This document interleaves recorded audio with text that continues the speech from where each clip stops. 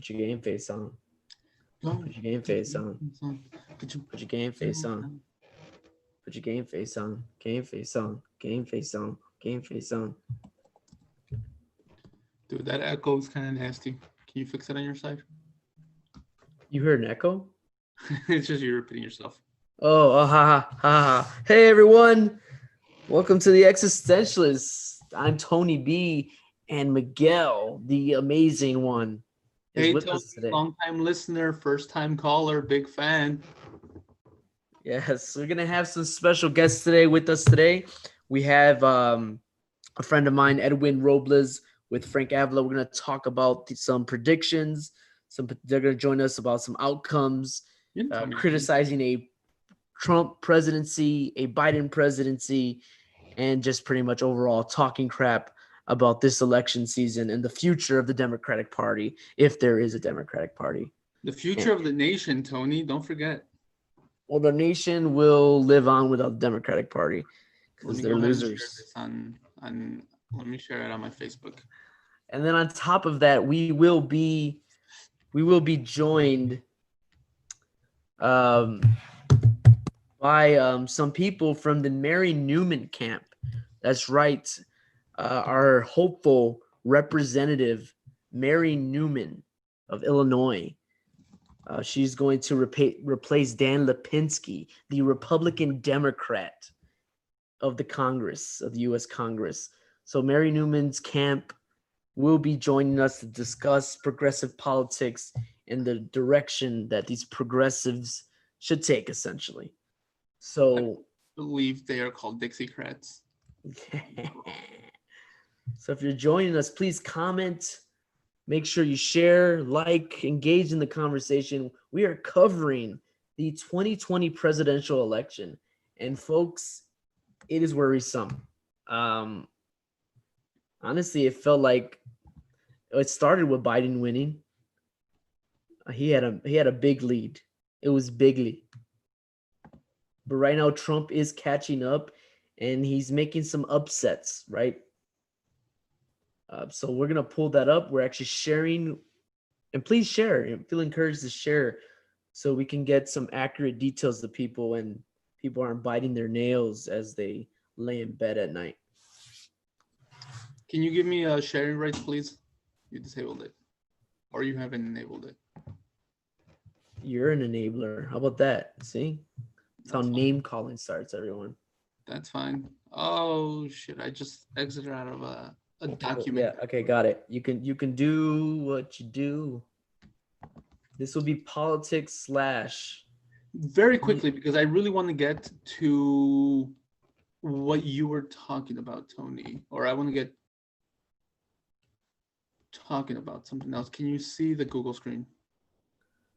This looks beautiful. Let me just make sure. Oh, now I can't see it. Great. Okay, so you should be able to see the election results as of they are at the moment of 9 o'clock or 9:10 p.m. Central Time, and we can see Joe Biden has 131 so far, and Donald Trump only has 98.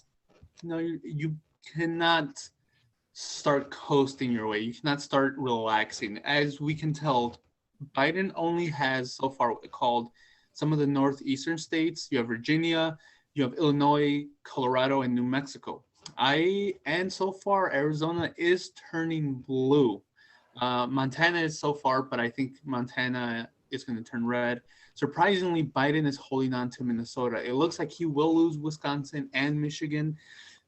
Pennsylvania is looking dicey as well. And as we know, those are the three states that Donald Trump picked off in 2016 in the Rust Belt. He also needed to pick off, well, he didn't, but he wanted to pick off Minnesota in 2016. It doesn't look like he's going to do that again. He didn't do it in 2016, so he's not going to be able to do it in 2020. But this is worrisome because, I mean, what's left? Texas is going red. That's going to give a nice boost to Donald Trump. If he gets Wisconsin, Michigan, Ohio, Pennsylvania, Maine, for some reason, that's going to be just all in favor of Donald Trump. Yeah, I'm actually very surprised that Ohio went back towards a Trump. I was actually predicting Wisconsin was going to lean a little more towards Biden or at least something close. It's actually very, very disappointing because Wisconsin got hit hard with that second wave of COVID. I can imagine the unemployment that's occurring in Wisconsin, but I know Wisconsin got hit hard with COVID-19, that second wave. So, you would think since COVID is the big topic, that Wisconsin would kind of see it, that Trump is not the man to deal with such a pandemic, especially And the economy during a pandemic. now we do have to remember there are a lot of mail-in ballots, so these numbers could change, but it depends on the state. Because some states will still be counting ballots after today's date. So it's so hard to tell. If you're worried about Biden losing, don't let that dread overtake you, because it could change through tonight and the next subsequent days. Um, so I that's really the best that I can offer to anyone right now at the moment. But Tony, I want to get away from the map for the moment. We can talk about what you experienced. Let's see if I stop sharing. If you want, yeah, we're on. You haven't stopped sharing. That's what I'm trying to do. I'm trying to stop sharing. Oh, there it is. There's a share. Here, let me put stop share. You worked the pulse aid, didn't you, Tony? Yes, I did. I'm very, very tired. All From day. 6 All day. a.m. Well, what time did you start? To be fair, I started at 6 in the morning and I left at 6 with I left a great team behind, but I was there for 12 hours. We cried, we laughed. I argued with some people that didn't know what they were talking about.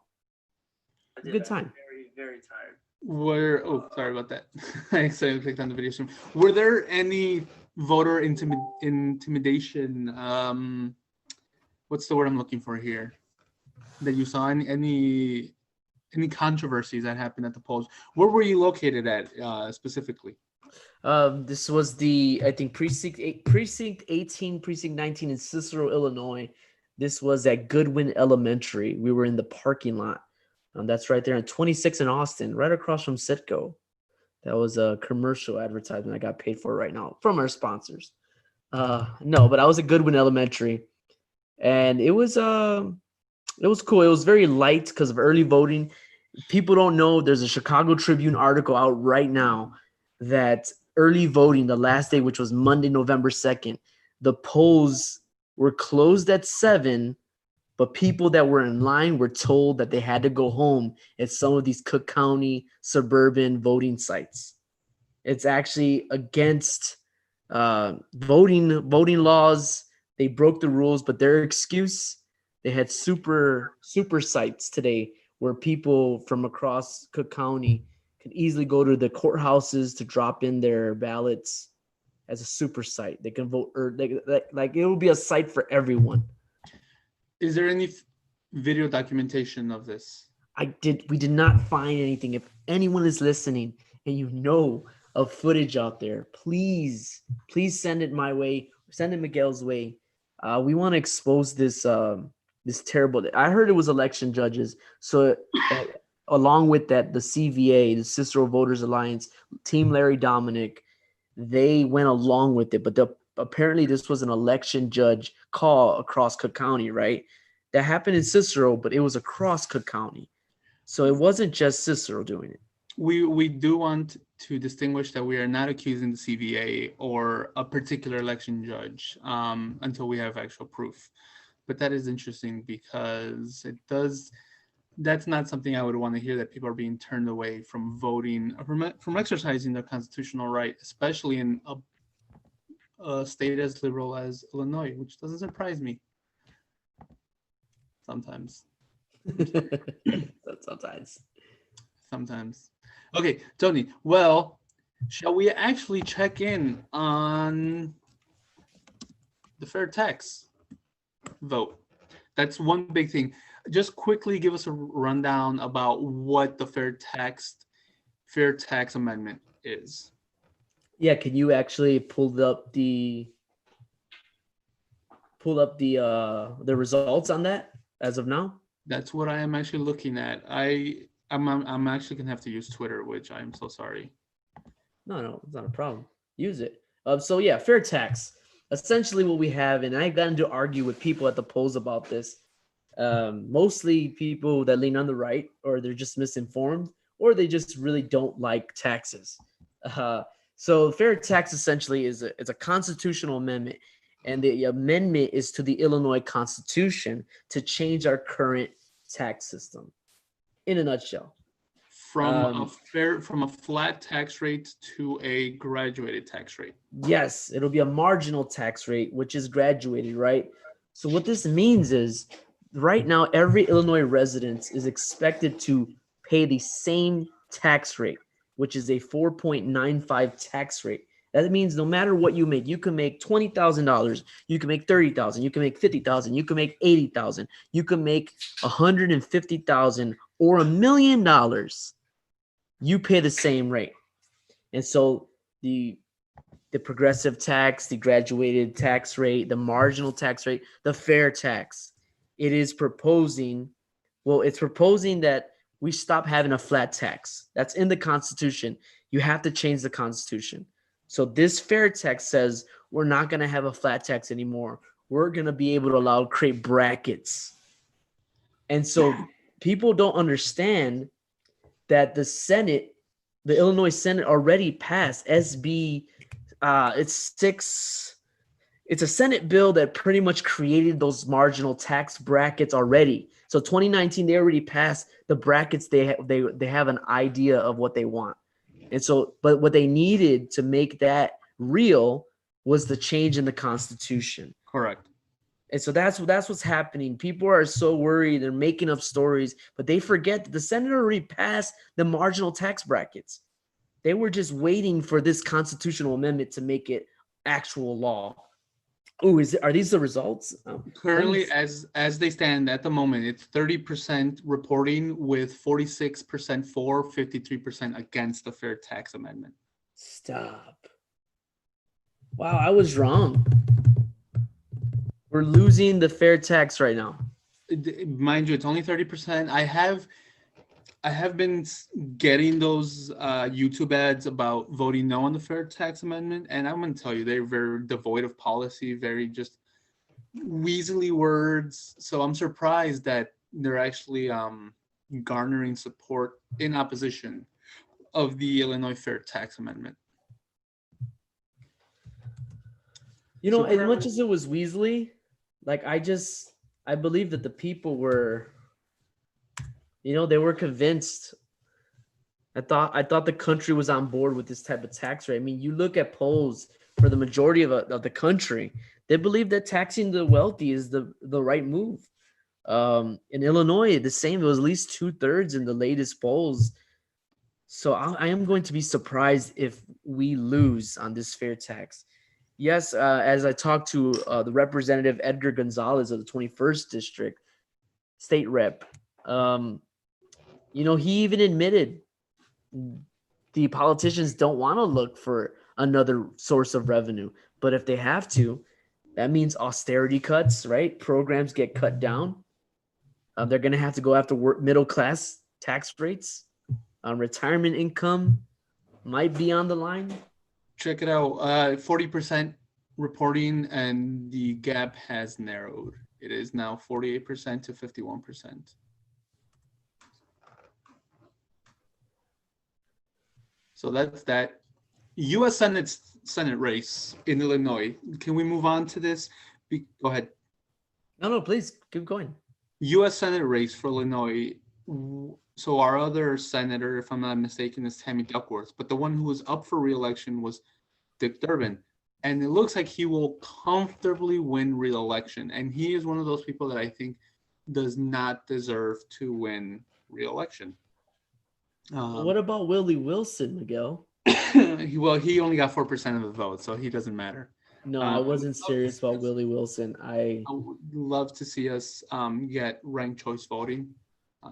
But at the moment, it is what it is. Not going to complain. Right. No, I agree with you. But I'm surprised because Willie Wilson and Cicero, at the very least, was everywhere because they did a quid pro quo with Larry Dominic.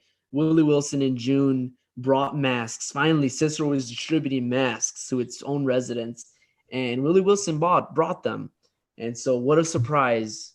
CVA has fully endorsed Willie Wilson, convincing the Latino Mexican community in Cicero to vote for Willie Wilson, a guy who's a Trump supporter, and said that we shouldn't be having funding for illegal immigrants. Tony, tell me how you really feel about the CVA. That's the second accusation that's been levied against them. I'm sorry, it's fun to talk crap about them. That's the local organizing part about me. But it's more fun to talk about the national stuff. No. That's what I appreciate about. We will not hold back. We will not play nice. We will fight the power as much as possible. Let's move on. So Bobby Rush will win re-election. Robin Kelly. Marie Newman is in a comfortable lead so far with 58% reporting. She unseated Dan Lipinski in the 3rd district, which is my district. So she will be my congressperson. And I cannot wait to hold her feet to the fire. The 4th district, Chuy Garcia. Tio Chuy, he is comfortably leading his race, 84% to 15%. Quigley, all these other people, I don't really care about them. I'm sorry. They're just not my people. I care about my representatives, which is Marie Newman and a little bit of Chuy Garcia, because his district does overlap a little bit in Cicero. I think he's your representative, correct? Chewy, yeah. Okay. Good old mustache, Chewy. So you will hold his feet to the fire, correct? Always. I will say this about Chewy. I thought he was on fire during that mayoral election against Rahm Emanuel. I'm glad that he replaced Luis Gutierrez. Didn't like Luis, wasn't a big fan. He did good stuff. But for Chewy, it's not only him, but I'm worried about the lack of participation from Democrats in Cicero, in my area. There's really a lack of a Democratic presence. We have Lisa Hernandez, but she just follows what the CVA likes, and they push her once in a while. So it's another CVA thing, but CVA is a powerful political machine in Cicero. So for Chewy, I kind of want him to play hardball in Cicero. Okay. We do have someone in the waiting room. We have our first guest. We're going to throw Edwin Robles on the screen. Okay, so he's going to join us in the conversation. So let's say hi to Edwin, everyone. Come on, everyone. You got to give some kind of applause. I don't hear Hi, it. Edwin. Hey, look, it's that guy.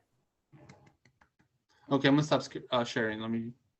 No. Oh, yeah. Bring up this. We'll bring up the screen in a little bit because this is Edwin Robles. He's a local organizer in Cicero, Berwyn, Cook County area. I think this guy goes to like Mithalonian. I don't even know how to say it. But tell us about that race in a little bit. And then we have Frank Avila. He's a lawyer. And honestly, that's all I know about you, Frank. But I had a conversation with him today, and he has a good way of continuing on this kind of free thought of politics, right? He really likes to dive in. So I'm interested in hearing. I said something about Willie Wilson, and I want to hear, Frank, I want to hear where you're coming from about Willie Wilson. Introduce yourself first, though, yeah. Well, my name is Frank Avila. For those who don't know me, I don't know where we're all on Zoom or Facebook Live or wherever. And we'll see where this all goes or who's watching. But my name is Frank Avila. I am a lawyer, and I've been involved in politics for a while. My father won 6 elections as the MWRD commissioner, only civil engineer in the office, first Mexican American to serve a 6-year term. In addition to that, in 2008, he was the top voter in the history of that office. I've been a lawyer and political consultant for a number of communities. I'm a Democrat and I've done almost majority Democrats, but I am with Dr. Willie Wilson. I haven't played a huge role in the Senate race, but I did play a big role, and actually I advised Dr. Wilson not to run for Senate. Okay. Yeah, he threw a lot of money at that race. So it was good advising. Hey, Frank, I'm sorry. Can I have a second? By any chance, just so we have the technical difficulties handled right away, the microphone. Are you running the microphone through your camera, or are you running the microphone through your computer? You could check that in your Zoom settings. because you should try to run your microphone through the computer if you don't have a separate microphone, because sometimes it happens where the camera picks up the audio instead. So How about now? I can hear you fine. How about Can you hear me okay now? Frank, you're a little bit off in the background. Let me move up. Yeah, that way we don't miss anything, because these guys really get involved in politics, and we want to really engage in what's happening right now with this election coverage, and of some of the work they do. So please continue what you were saying. So I don't know what you heard or didn't hear, but my name is Frank Avila. I'm an attorney. I've been a lawyer for about 20 years in the state of Illinois. I'm also licensed in Minnesota and DC, although I do owe Minnesota some continuing legal education credits, a lot of CLE that we all have to do for our licenses. And in addition to that, I'm licensed in the Northern District of Illinois. So I've been doing politics longer than I've been a lawyer. I've been a lawyer for about 20 years. And my father won 6 elections, 3 terms, 3 6-year terms as the MWRD commissioner. And I ran his campaign. He was the first Mexican American to serve a 6-year term, full 6-year term. And he was the only civil engineer on there. So I've done election law for about 20 years as a lawyer and longer before that. And I am a supporter of Dr. Wilson's. However, I advised him not to run for the U.S. Senate, and I haven't played a big role on his U.S. Senate campaign. And I did advise him not to run, but I did support him, and I supported him because he gave approximately, I think, about 30 to 40 million masks out in the state of Illinois, as well as in the state of Illinois, in some southern states like Louisiana, Mississippi, and Northwest Indiana, but most of them were in the state of Illinois. And if masks save lives, then Dr. Willie Wilson deserves a Nobel Peace Prize, because he literally saved a lot of lives in Illinois at a time when people did not have masks. Remember, initially, Dr. Fauci says, no, don't wear a mask as individuals, because there was a shortage of masks, and they wanted the professionals to wear the mask, and they did not initially advise individuals to wear masks. Now, they said the reason of that later, they said, was that individuals should save those shortage of masks for the medical professionals. And at that time, Dr. Wilson gave out $1 million just to the city. And I'm the one who brought Dr. Willie Wilson to Cicero and Berwyn and to other suburbs, Norwood Park Township, Leiden Township, Main Township. And he gave out masks there because Cicero and Des Plaines, which is in Main Township, had very high amounts of COVID, mostly because initially because Cicero has those senior homes. As you will know, I believe you're Cicero, but at least two people are Cicero residents. And Des Plaines had a high amount of senior homes also. Now, later on, I believe the high amount of Hispanic COVID cases were due to the fact that Hispanics, most of them, especially Mexican Americans, which are the majority of Hispanics, are essential workers, e.g. they work in restaurants or grocery stores or around the country, less so in Chicago and in farming, agriculture.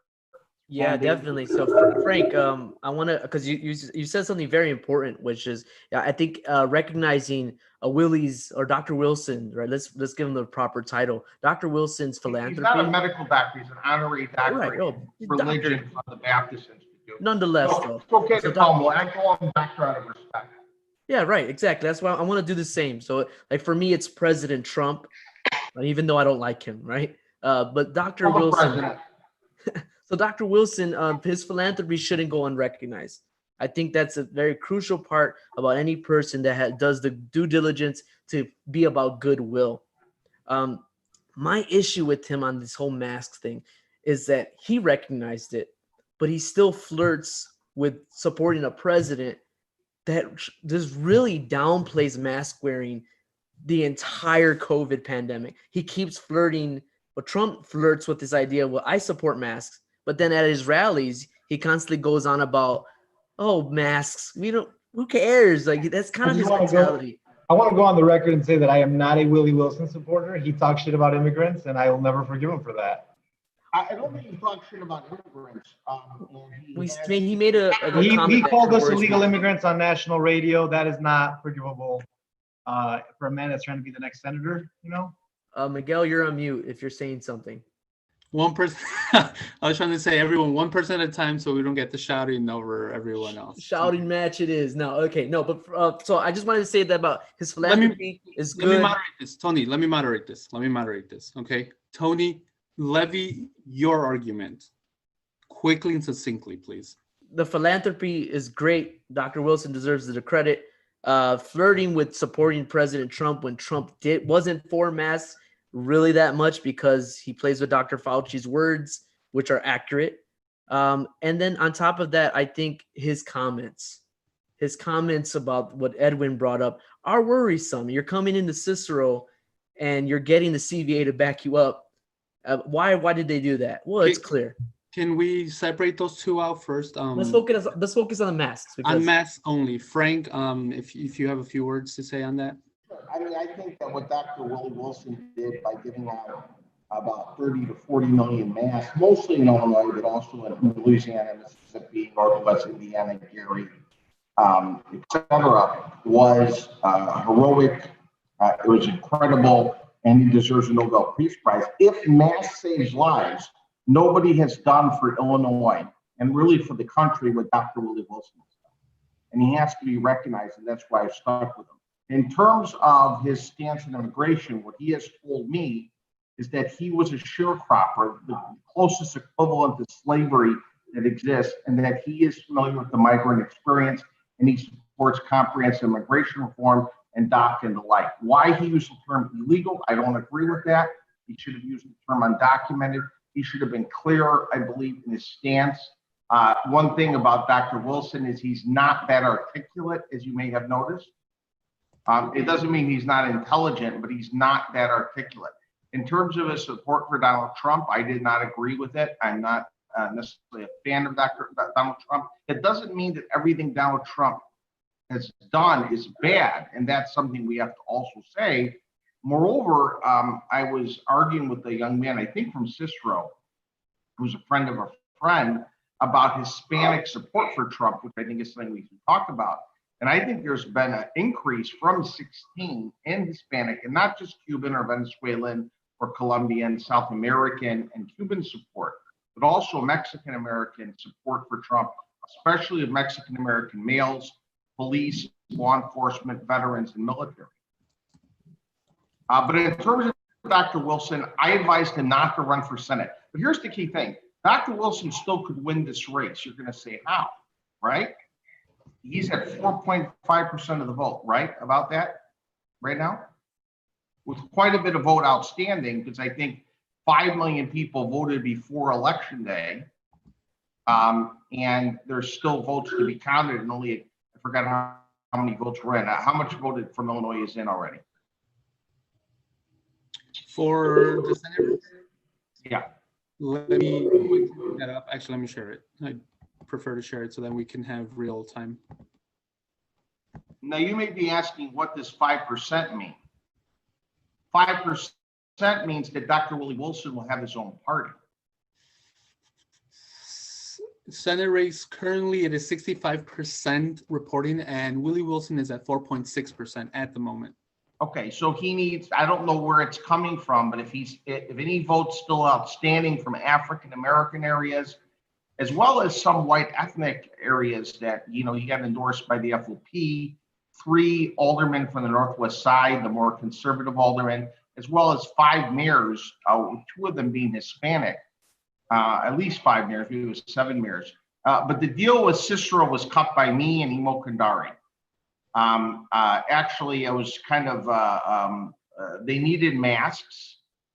And I had talked to Blanca Vargas, the committee woman of Cicero, and I had talked to Imo Kandari. And initially, Cicero was not on the list of suburbs to go to. And I got them to go to Cicero, and I got them to go to Berwyn. Berwyn was through Alderman Scott Lennon. Scott Lennon had met me when they gave away the 1 million masks, and I got Scott Lennon two boxes, which was 2,500 each of 5,000. And then we did a few events in Cicero, and it was through me. I was the conduit. I was the introduction to Cicero, and it was me and Imo Kandari being the assessor of Cicero and the director of the Cicero Voters Alliance, who, although I've opposed Cicero in the past, so I supported Bobby Garcia in 2009. In 2013, I supported Juan Ochoa. I would have supported Ramiro Gonzalez in 2005, but I offered to help and nobody took me up on that offer. He lost by a very small amount of votes. However, I realized nobody's running against them, and Imo has committed to me some things, including a welcoming city for immigrants for Cicero, to ban red light cameras, and to keep taxes under control because Cicero has a high tax rate, had a high amount of foreclosures, and a few other things to help people there, both immigrants and residents and citizens. I'm hoping they move in the right direction. Unfortunately, it's very hard to run against that machine because all the elected officials, including the ones that are supposed to be progressive, already cut deals with them. As you notice, there's nobody running against them. And because of Delgado, who I view as a negative player, who was with Madigan, and Madigan is now with Chewy. Chewy is not going to take them on. But I know we've delved in a lot. Bottom line, Dr. Wilson's philanthropy should be rewarded. I think he has a lot of good stances. I think he's a very unique candidate. I'm sorry he didn't do better. I advised him against running for Senate. I think it was a mistake, but he still could win this race if he gets 5% of the vote. He's 5% of the vote means there's a permanent Willie Wilson party with the lower signature requirement. And a Willie Wilson party that's permanent could affect future races. So I want to know, Frank, don't answer this question just yet, but what is a Willie Wilson party? What would that look like? I just have this issue. While I have nothing personal against Willie, I don't really know his politics besides him wanting to build a casino in Chicago. I think that was his platform thing for me, and when he ran for mayor. And reopening Meg's Field, a number of other ideas. And what does that mean for reparations? People? He has a number of things that okay, so this is what he runs personally. I want to know for like Cicero specifically. Like I hear you talk about Imo Kandari, and I'm gonna believe you in good faith. You're working with these political insiders and these power holders about these kind of deals like a sanctuary city or welcome city ordinance. Lisa Hernandez has been trying to do that for so long and has failed. Rizoma Collective has started, but the pandemic hit. You have Cicero community orgs trying to work. Now, I find your argument as good faith. So you're saying... I don't live in Cicero. I couldn't tell you this. Is my great uncle was born here, but he moved back to Mexico when Lázaro Cárdenas became president. And he lived in a boxcar in Cicero. And my dad has a very good relationship with Cicero because even though I've opposed the Cicero Voters Alliance and Larry Dominic going on since 2005, the reason I'm working with them now is they keep on winning. And Cicero is very important, I believe, to the Mexican American community, the Hispanic community. I think it has a lot of potential based on its geography. You're about equidistant, or maybe not equidistant, but you're close to Oak Brook and that whole I-55, I-88 business corridor. Mm-hmm. You're close to downtown. Yeah, definitely. So that's why I want to jump in, Frank, because I want to know, because these realities, you acknowledge everything on the board. What does CVA have to offer that community? When they haven't done welcoming city ordinance, they keep the minimum I'm not in a low. position here to defend CVA. No, I'm not trying to get you to do that. What I'm trying to get to understand is if the CVA has already ignored a welcoming city ordinance, they don't want to lift the minimum wage. They do not accept sick leave hours for their workers. They're doing everything against our community, and then they endorse Willie Wilson, who flirts with Trump. What does a Willie Wilson party look like for Cicero if CVA and Willie really show nothing to offer. That's what I'm trying to get at the end of the day. I have Well, nothing but Willie, at a time when people were dying in Cicero, when Cicero and Des Plaines were the highest COVID cases, when Durbin did nothing, is what does Durbin do? So you can have someone like Durbin that says the right things. I support DACA. I support comprehensive immigration reform. Same thing with Chewy. Boom, boom, boom, talking. But where is the action? There's no action. Everybody talks. Willie Wilson helped people during the crisis. Frank Avila helped people during a crisis. You know what I see with these other politicians? But before we move on, quick question. Can we go back? Can you ask that question again? Because the question wasn't answered. It's what would it. I don't know what a Willie. I'm not in charge of the Willie Wilson party. In the past, I've been Willie Wilson's election attorney. I kept him on the ballot. I will say this: in 2015, when I kept Willie Wilson on the ballot against a challenge by Rahm Emanuel, Willie Wilson caused a runoff with Rahm, and he endorsed Chewy Garcia for mayor. So Willie has done things for the Hispanic community. Moreover, partially because of me, when Willie gave out the 1 million masks, I can think of at least 5 right off the bat that Hispanic aldermen did not pick up their 20,000 masks apiece. Even ones I did not get along with. But you know who made sure they got their masks anyways, even though Willie wanted them all to pick them up personally? I did. I won't call out the aldermen. Some are my friends, some are not my friends. Some have not supported me, some have. But I made sure that Hispanic aldermen, Hispanic areas got masks. Some got 20, 100,000 masks to help their residents. And Willie got Cicero masks at a time people were dying. And that has to count for something, that he actually did something. Because everything else is words. Right. That is a big company to provide. At least when it comes to coronavirus, that's very important. And I think just equating him with Trump doesn't necessarily mean that he's a bad guy, because what will Biden do for the people of the United States during the coronavirus? If there's no if there's no UBI, give me a quick second. At least something that's tangible is providing masks is good. I will agree with you, Frank, there. I think the rest that we have to see is what would be the rest of his platform. So I'm not going to count that against him. I will count the masks as a good thing. Now, I don't think you should have used the term illegal, but that alone, lots of people use the term illegal. They don't necessarily mean it as a pejorative, including people that work with undocumented people. Not everybody is aware of the nomenclature. Now, for a long time, I've been using the term undocumented, and that is the term that I prefer. But even when I lived in Pilsen for many years, all over decades, you know what term I learned in Pilsen, but I didn't learn growing up in my own family? Razor. That was a term I learned in Pilsen from Mexican Americans. Okay?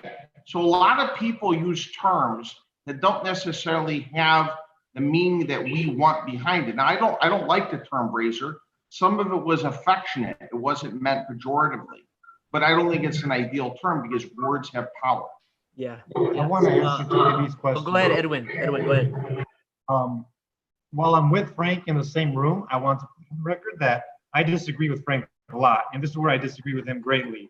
A Willie Wilson party looks exactly what it looked like when he made a deal in Cicero, and when he ran in 2016 for president, and in 2015 for mayor, and then in 2019 for mayor. It is someone, and I don't know Willie like that, but it is just, you don't have someone with a plan, with a set of ideas. You have someone that wants to be in office, and whatever that may be, that person is going to get into office, talking or making deals with whoever that has to be. I'm not saying that's Willie Wilson's plan, but that's just the feeling that I get when someone has to repeatedly try again to get into office, and has no clear, I don't know what Willie Wilson stands for, and I've known who Willie Wilson has been for quite a while. But it's just every term it's something new, or every cycle it's something new. So that to me is problematic. And who knows, right? Would these masks have been given out if there wasn't a Senate election in 2020? I'm not saying that he wouldn't have done it. I'm not saying that. but that's just something to consider. That's something super big to consider. And because I know he does philanthropy, he's done it already for years, but it's just something that I'm considering that during this critical time in our life, in our country's history. And by the way, I think we should be talking about the national election because it looks like Trump's about to become the president for the next 4 years. But that brings up a very good point. I'm sorry to interject. Is notwithstanding what happens national wise, what will affect you on a day-to-day basis will also be the local elections. So if we have these people, these Willie Wilsons trying to get into office by any means necessary, I mean, we need to also pay attention to that. But you bring up a good point, Edwin. Let's actually quickly just move over to the national. Well, let me just close on this, though. Let me just close on this. 30 seconds. Okay, is that Dr. Willie Wilson's been giving money to charity, Black churches giving out cash to people for 30 years. He's now increasingly coming around to the Hispanic community. And how his campaign and party may look is his senior advisors, Mexican-American, Pastor Shando Valdez. I've been the senior advisor, and I was the only minority lawyer, election lawyer of any of the major mayoral campaigns, and I helped influence to endorse Chuy Garcia. So the idea that Willie doesn't have a positive, for mayor, I'm talking 2015, interaction with the Hispanic community is not correct. And what we have to do, because a lot of African Americans use the term illegal, including elected officials, Democratic, progressive ones, and even some are negative, that we have to educate them and work with them, and Willie has proven that. I think Willie is a religious person. He's a person of faith. He doesn't like taxes. He doesn't want a casino. He wants to reopen Mex Field, and he believes in reparations for descendants of slave owners. So those are some of his key beliefs. Going from there, we could talk about other things. And while local elections are important, what do we have? We have 6 more years of Dick Durbin, who's not going to do anything but talk. His wife's going to make a ton of money as a lobbyist, and we're all going to be happy because he's going to give us some lip service on DACA and comprehensive immigration reform. But if you read Louis Gutierrez's book, and if you talk to Louis Gutierrez, Ted Cruz, this is before the rise of the Tea Party, the Gang of Eight. No, they were going to pass comprehensive. We're cut off. No, Frank, we're cut off. off. Stopped it. Barack Obama stopped it. Barack Obama stopped comprehensive immigration reform. I know he did. No, let's do this though. Let's do this because Frank, we're gonna trust you. If the Willie Wilson party begins, we're gonna trust you to be that whisper in the ear or the head leader, whatever it takes. But let's focus on these national politics and let's try to bring that in about the Democrats and their failed leadership that create the Trump scenario, right? To quote Andrew Yang, Trump is a symptom. Correct. Right, exactly. He is not the disease. He is a symptom. This is a very good point that you're getting to, because now we will have someone like a Dick Durbin. If Trump wins re-election, he'll have to be the opposition party. And we can tell from the last 4 years, the Democrats haven't done much to stand against Trump. So let's just quickly go back to can you guys see the screen? Yes. Results? Can you zoom in a little bit by any chance? Of course. Don't mess it up if you don't have to. No, it's that's fine. good. I like that. Oh, that was too much. But that is a good point, because if it looks at the moment that Donald Trump is picking up quite a few more states. Utah is turning red. He is keeping those 3 out of the 4 Rust Belt states, which is Wisconsin, Michigan, and Pennsylvania, at the moment red, which are crucial for him to win re-election. Well, also, if he wins North Carolina, what I don't understand, Virginia, Trump is winning, yet it's been called for Biden. I just don't understand why the media is doing it. I also think the media is trying to keep more viewers on states that they're saying that are neutral or called for Biden, because clearly Virginia is leading for Trump unless they're basing it on exit polls. And as we know from this election, let alone 2016, Trump underpolls. Trump voters don't talk to pollsters. And when Trump is below 4%, that means he's winning the state usually. Mm-hmm. And I had this discussion before. Now, I still thought Biden would win. My prediction before the election was 294 Biden, 244 Trump. Still close. I always thought it was going to be close. I never thought Biden was going to. Mr. Robles and a lot of the progressives were operatives. Are telling me, oh, Biden's going to win Florida. I said, no, he's not. Biden's going to win Georgia. No, he's not. Biden's going to win Texas. No, he's not. And I don't even know. I'm surprised he won Arizona, actually. Well, that might be the only bright light. And remember, Arizona is getting all the Californians moving there. But I'll tell you this is one of the reasons that Trump wins Florida is that Hispanics, when I say Hispanics, especially in Florida, especially Cubans, but also Venezuelans, Colombians, are voting for Donald Trump. Hillary won those areas, I think, by 30%.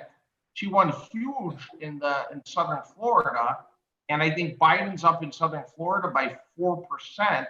So when Trump comes in with Central and the Panhandle and the North, which tend to be Republican areas, the major cities and the college areas tend to be the Democratic areas for Florida, is that you're seeing that a lot of Hispanics are voting for Trump, including Mexicans, by the way, not over 50% like Cubans. Yeah, we'd have to see that breakdown. What I have noticed, what I was watching on Twitter, is that Biden is underperforming in Miami-Dade as opposed to Clinton. Let me see if I can find some of those tweets. And so all Trump really needed to do in Florida was pick off enough of the Hispanic vote and the Black vote in order to be able to win. So this is 3 hours ago. You know, Biden is reportedly underperforming with Blacks and Latinos in Miami-Dade, and I want to effing throw up. So that's what it looks like, what's happening in Florida, that just Biden couldn't bring those people out. You're muted. Are not coming out, and even nationwide, the Obama power, the Obama umbrella is not what it was even 4 years ago, let alone 8 or 12 years ago. So you have a situation that where Obama was campaigning for Biden, but Georgia Black voters did not come out in the high percentages for Biden, number one. Number two, I think a lot of it was, and again, you could say, well, Willie didn't do as well, but if Willie gets to 5%, but what people like Willie were pointing out that people like Durbin supported, all the 1990s Clinton kind of quasi-Republican prison bills and 3 strikes you're out. In fact, somebody sent me a message today, and it reminds me of Edwin here, a little jab at him.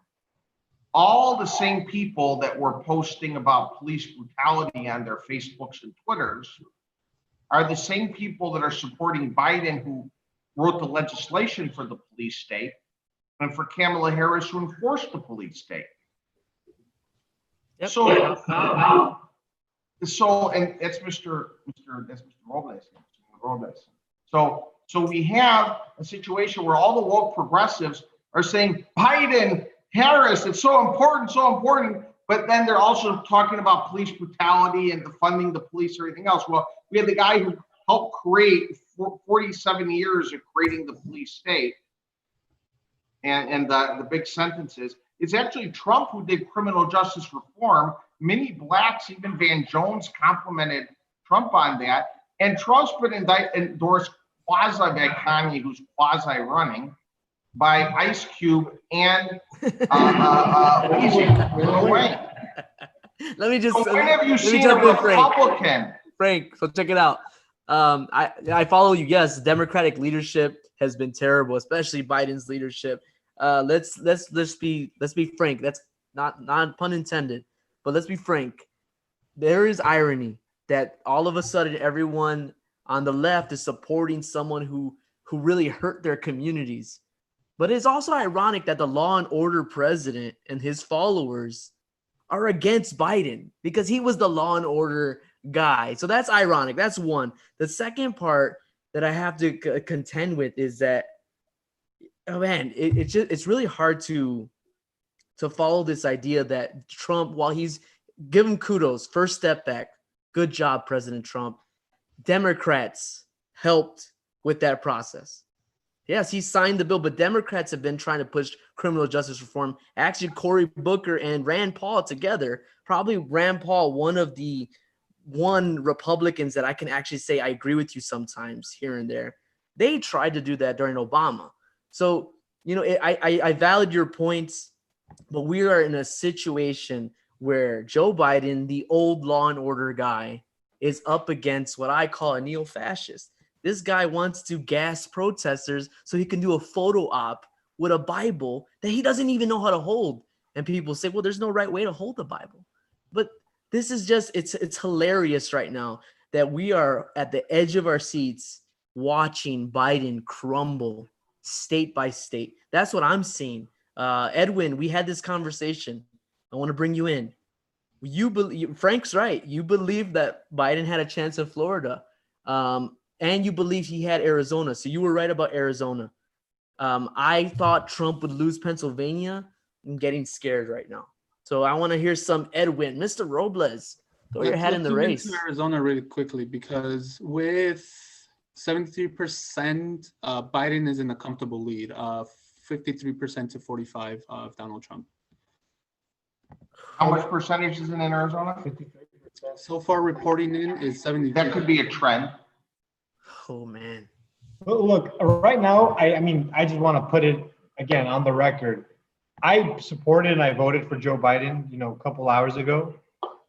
I'm a Bernie guy since 2016. The moment that man decided to run, I was behind him in 2016. I was super excited to vote for him in the primary. I did vote for Hillary.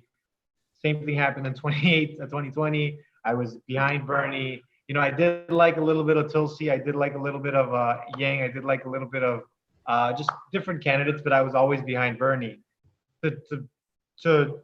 To Frank's point, he's right. It is hypocritical of me to be like, Black Lives Matter. We need to stop police, and then supporting someone who for decades has done this. But I will die on this hill that Biden is 10 times, 1 million times better of an option than Donald Trump is or ever will be. It's just easy. And for anyone in Cicero that ends up watching this, there's no comparisons. You can't compare the two. You have a narcissist. You have someone who has built a career of failed businesses and then sold themselves as a businessman and then won. And going back to what Frank said, it's I don't know if he said this here, but it's a lot of the people that voted for him are disenfranchised Republicans, disenfranchised white Americans, and I think that's what got us into this spot today. It was bad Democrats, bad Republicans, and a lot of bullshit policies. And I feel like a lot of the people who voted for Trump were just so angry. And I felt that this time around, we weren't going to be in the same situation. I had a conversation earlier with a friend about, and this has been going on, this conversation has been had about the suburbs coming through, right? Because the suburbs voted, I literally had a friend tell me this today. The suburbs voted for Trump because they were just bored or they were just, tired of the same shit. Now, they feel like they're going to go back to voting for some common sense, policies, right? But as of right now, it doesn't seem like that's going to be the case. I am genuinely worried. I thought Biden had a chance of winning Georgia. I thought Biden had a chance of winning Pennsylvania, Michigan, Wisconsin, North Carolina. I never said Florida. I thought Florida was going to be iffy, but I never said Florida, but I thought he had a chance to win Florida. So I'm worried. I'm a big believer that these mail-in ballots come through. I hope they do. I hope that we have till Friday to find out what happens, right? Correct. I was hoping that we would have an answer tonight because this just prolongs the anxiety. But I'm worried. I'm worried that we're gonna have a president who is going to set us back further than we already were. I 100% would take George Bush in a heartbeat. I would not take George Bush ever again. Don't do it. We can over Trump, yes. Trump, yes. Take back your comment. Very quickly. We will end it with this because we have other guests coming on. But just because Trump is this very what's the word I'm looking for? He's rough around the edges. Doesn't mean we need to rehabilitate past war criminals in order to own Trump. You're right, Bush, and you're right. honestly, Bush But- is the worst because he started 2 illegal wars that have led to many more deaths that Donald Trump has led in the offensive wars. But my concern here is, and I'm not knocking it. I'm actually, there's a lot of pluses with Trump winning in 2016. Yeah, We I have agree. people like Ocasio-Cortez who decided to run. We have so many like organizations that decided to mobilize. You know, I feel like a lot of the grassroots organizing that's happened across the country has to do with Trump, and to not to give him credit, but it's because of him that we've decided to organize. And I think that's in general good for communities all over the country. However, another 4 years of Trump is way more detrimental, in my opinion, And the benefit. because it's hard to even start that conversation and open that can of worms. But I do think that it's going to set us back as a country. And I think that a lot of it has to do with just the inability for Democrats to get behind the candidate, the inability for Democrats to really get together behind someone. And I think Rahm Emanuel said this the best out of anyone else. You know, Republicans get in line, Democrats fall in love. Or he said it the other way around. We fall in love with our candidates. We fall in love with hope. And the thing is that Republicans are cutthroat. They're fucking brutal, and they do whatever they can to win.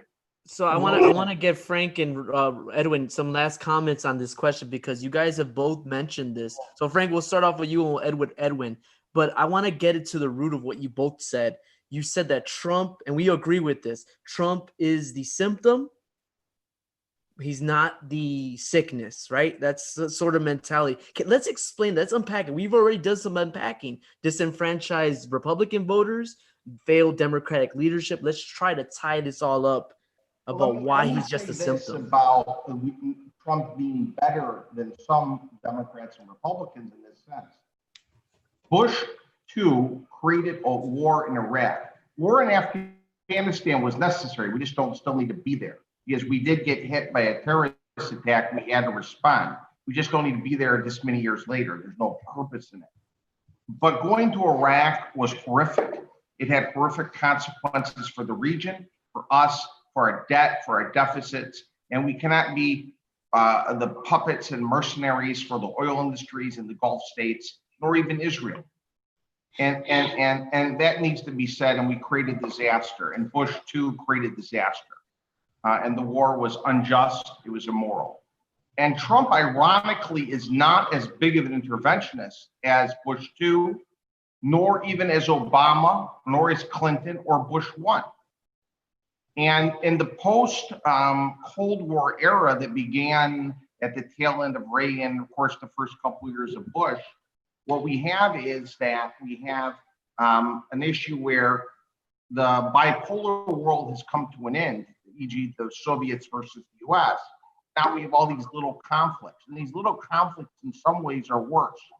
In terms of Trump being a symptom, in 2016, and this is why I didn't think Trump would win in Wisconsin and Michigan, is there's a lot of white ethnics and whites in Pennsylvania, Ohio, Wisconsin, Michigan, even the southeast side of Chicago, including a lot of Hispanics, Northwest Indiana. They are in steel mills and plants and paper mills and factories that are closed down, that have had generation after generation of unemployment. You could see it in our own 10th ward. And those factories of the old technologies are never coming back. And now recently, in recent years, you get the opiate addiction because they're hopeless. They've gone from generation of unemployment. Factories have been closed down since the 70s and 80s and 90s because of international trade and NAFTA and decrease of manufacturing in this country. And Trump gave them hope. Now, I don't know what he's done for them, to be quite honest. I think Trump sold them a con. But I thought they'd abandon them 4 years later because nothing happened. There's no new, well, there's some new steel mills, and Indiana is actually doing some things. But generally, those same generations he's defended coal, but coal has been shrinking anyways by a matter of the marketplace and robotics. But I think the one person who spoke to this, both to the neocon issue, was Tulsi Gabbard. The Democratic Party should not be the party of interventionism and war. not the party of Obama, not the party of Clinton. And Andrew Yang spoke to this. It's not fear of immigrants, but artificial intelligence, robotics, and even people like Tucker Carlson on the right have spoken about this. Maybe we should slow down automation and things people and groups like Amazon and not have self-driving cars and trucks so people can work and have dignity. And I think we're going to need UBI. Nobody's talked about those core issues. It's not I'm with her, some warmongering evil connection to Epstein, Hillary was god awful. It wasn't, a Hunter or Trump being this or that. My only hope is for Trump is this, and I wish I could sit down with Trump, part of the deal. And you know what, we're going to say why. I'm going to leave you with this. If I could sit down with Trump, I would tell him, Mr. President Trump, I'll give him the dignity. I'm Mexican American. A lot of Hispanics voted for you. Maybe this is the leverage because he may owe his election to Hispanics. We'll give you part of your wall because you can't go through sovereign First Nations, American, and they call them First Nations, American Indian Native territory. You can't destroy the environment of plant and wildlife. And a wall doesn't work because there's already tunnels and the cartel wants the wall because it's going to increase the cost of drugs as well as human trafficking, where they're really making their money. But give them something, some more border security, kick the shitbirds out. So I might disagree with some people on the left. The criminals should be kicked out, deported from our country. But give us DACA, give us comprehensive immigration reform, give us asylum, and give us a pathway to citizenship. He needs a legacy, just like Ronald Reagan needed a legacy by making perestroika and glasnost and Nancy pushing him to cut the deal with Gorbachev.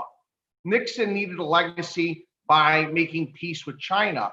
Clinton had a legacy of being well-liked because of the internet, but also pushing things that the right wing. So only a left-wing guy like Clinton could have got the prison reform, the welfare reform, and all the right wing and the repeal of Glass-Steagall and all the things for the finance industry and the prison industrial complex. Clinton did.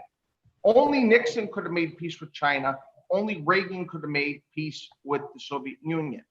Only Trump can do comprehensive immigration reform. And I'm hoping, God, I hope, if he does win, and it's too close to call, I think it's going to be a long night, I think it's going to be neck and neck. But Trump is not blown out. Biden is not blowing everybody out like some people thought. This is not a blowout. Biden will get a big pump in popular vote in California and the Pacific Northwest. But besides that, I'm not seeing a blowout here. It's a divided nation. But if Trump is the president, I would say that Hispanics got to use the leverage they had in voting for him and try to get comprehensive immigration reform. Thank you, Frank. We appreciate it. Frank, right now it's 209, 112. Biden's up 209. You're right. This is still not a blowout. But let's get Edwin in and let's finish this. We definitely want to have you guys on, maybe one by one, maybe a three-way. I don't know. Go ahead, Edwin. What's the question one more time? Sorry, Frank's rants always kind of derail me to the point that I don't even know what we're talking about. He stayed on topic, right? He talked about how Trump is a symptom and he's not that sickness, right? So he laid out about how Democratic Party isn't the party of labor anymore, right? They're failing that front. And so that loss of interest for the working class has pushed people away to disparity, and the strong man gets things done. And so, that's kind of Frank's interpretation of what it means to be the symptom. Democrats are just losing. They're losing people. So, Edwin, I want you to give this final spin on it and address the 209 electoral votes for Joe Biden and the 112 for Donald Trump. I agree with a lot with Frank. And then something you touched on was just the Democratic Party kind of moving its way too far to the left. I like to believe that I'm pretty left-thinking individual myself, right? But I also, I'm pretty pragmatic in my approach to even my community, right? You can't run a defund the police policy in Cicero because you're going to get smacked, right? You're just going to lose by hundreds and hundreds of votes. It's really just about approach at that level. But going forward, we're looking at the TV right now, 209, 112. I'm hopeful that Biden's going to pull through. I'm hopeful that Pennsylvania is going to come through, simply because Biden needs to do good with those Americans who feel disenfranchised. And they took that chance with Trump in 2016. So, and they saw that Trump was a failure. They saw Trump was a bag of broken promises, and he is a bag of broken promises to this day. He's a liar, he's a manipulator, and he's going to continue to do what he wants to get people on his side. You saw him bring little Pump out. You saw him bring little Wayne out. That's literally just fan service to try to get people to like do whatever they can to vote for him. But Hillary's not guilty of this, right? She was out there on the Breakfast Club. I don't know. I think that we're going to continue to see these types of politics for the rest of our lives if we don't start to become more. We're going to. Bloomberg had juvenile. Juvenile, that guy. So I think, to the state of the future of politics, I don't know what it's going to look like, right? I'm a very big believer that today, right now, we are living in society of the spectacle where it's just the red team versus blue team. We really just need to restructure how we view politics, how the media portrays politics. And like, I have to agree with Frank here. We have someone that we were looking at the results of Virginia, Trump's winning in terms of the votes, but it seems like, they're projecting it as Biden winning. I don't know. There might be some technical thing on that I'm not fully grasping on, but I'm hopeful. I think that right now, hope is a powerful thing in our communities, especially communities of color. So I think that when we lose everything, because I'm pretty sure a lot of people felt like they lost a lot in 2016, right? They banked on Hillary. Hillary was a shit candidate, but they banked on her. They felt that they could, move the country a bit forward there. So I'm pretty hopeful. I'm a big believer that hope can really drive movements forward. So I'll bank on that. I'll bank on that because our communities need it right now more than ever. Our people, Mexican Americans need it now more than ever, even if they do fucking vote for Trump, which is infuriating. But we need to keep doing the work that we do in our communities, and that's what I'm doing. That's what you're doing, Tony.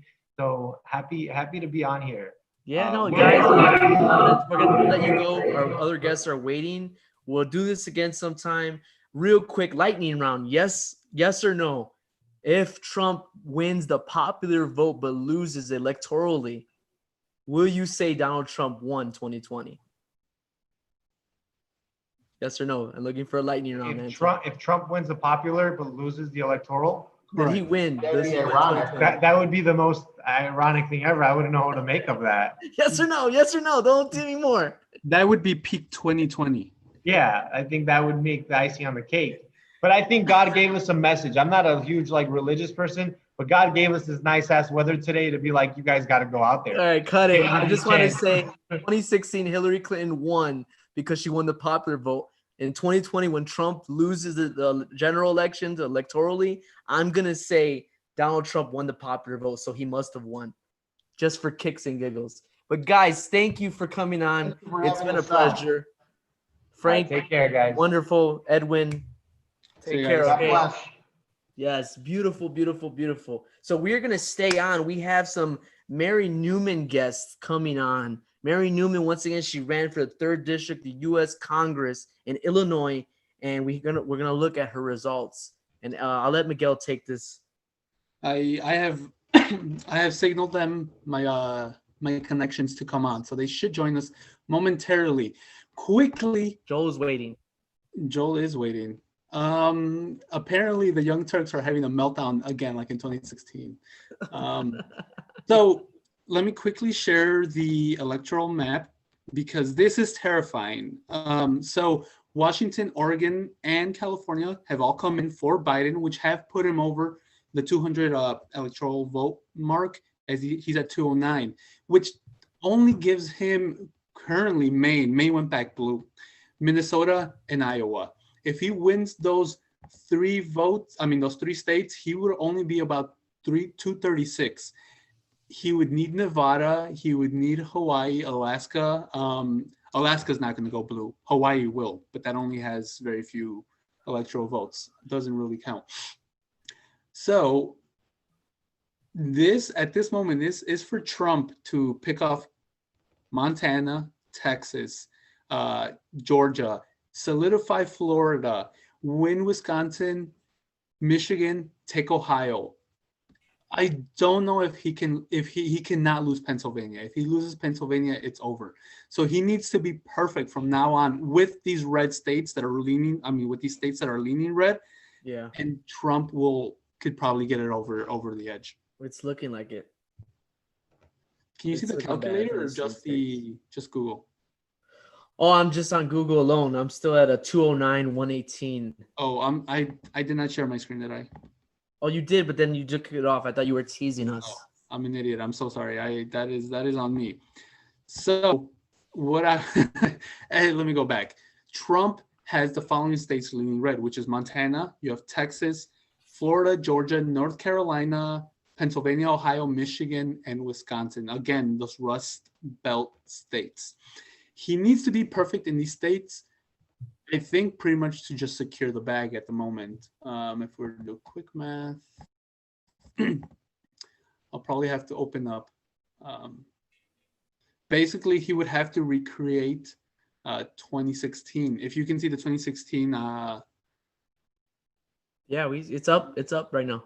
I know 306 to 32. He would have to, sorry, with the exception, he would have to win Nevada. Arizona's going to go blue. Arizona's going to most likely go blue. He would have to win Nevada. He can give up Arizona. And if he wins outright these other red states, Trump will take the electoral. Can you say which one he has to win again? He has to win Nevada. How many does Nevada have? Let me quickly Google. Man, this is Electoral this votes. is intense. Nevada, can you quickly look this up? How many they have? Yeah. You know what 6 electoral votes. 6, yeah. That is. And what did Clinton get in the 2016? What did she get? In 2016 she won Nevada, but she lost Arizona, and Arizona has 11 electoral votes. So it looks like if Biden can hold on to Arizona and win Nevada, that gives him a good chance.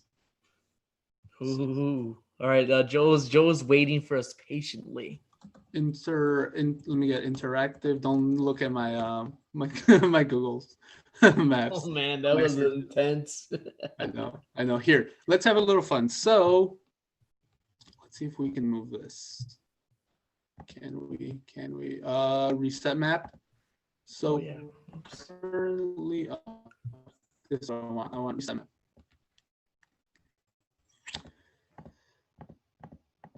No, let's keep that blue. Currently, Nevada, we don't know yet. That's neutral. Arizona's blue, leaning. You might win Colorado. Colorado is blue, and so is New Mexico.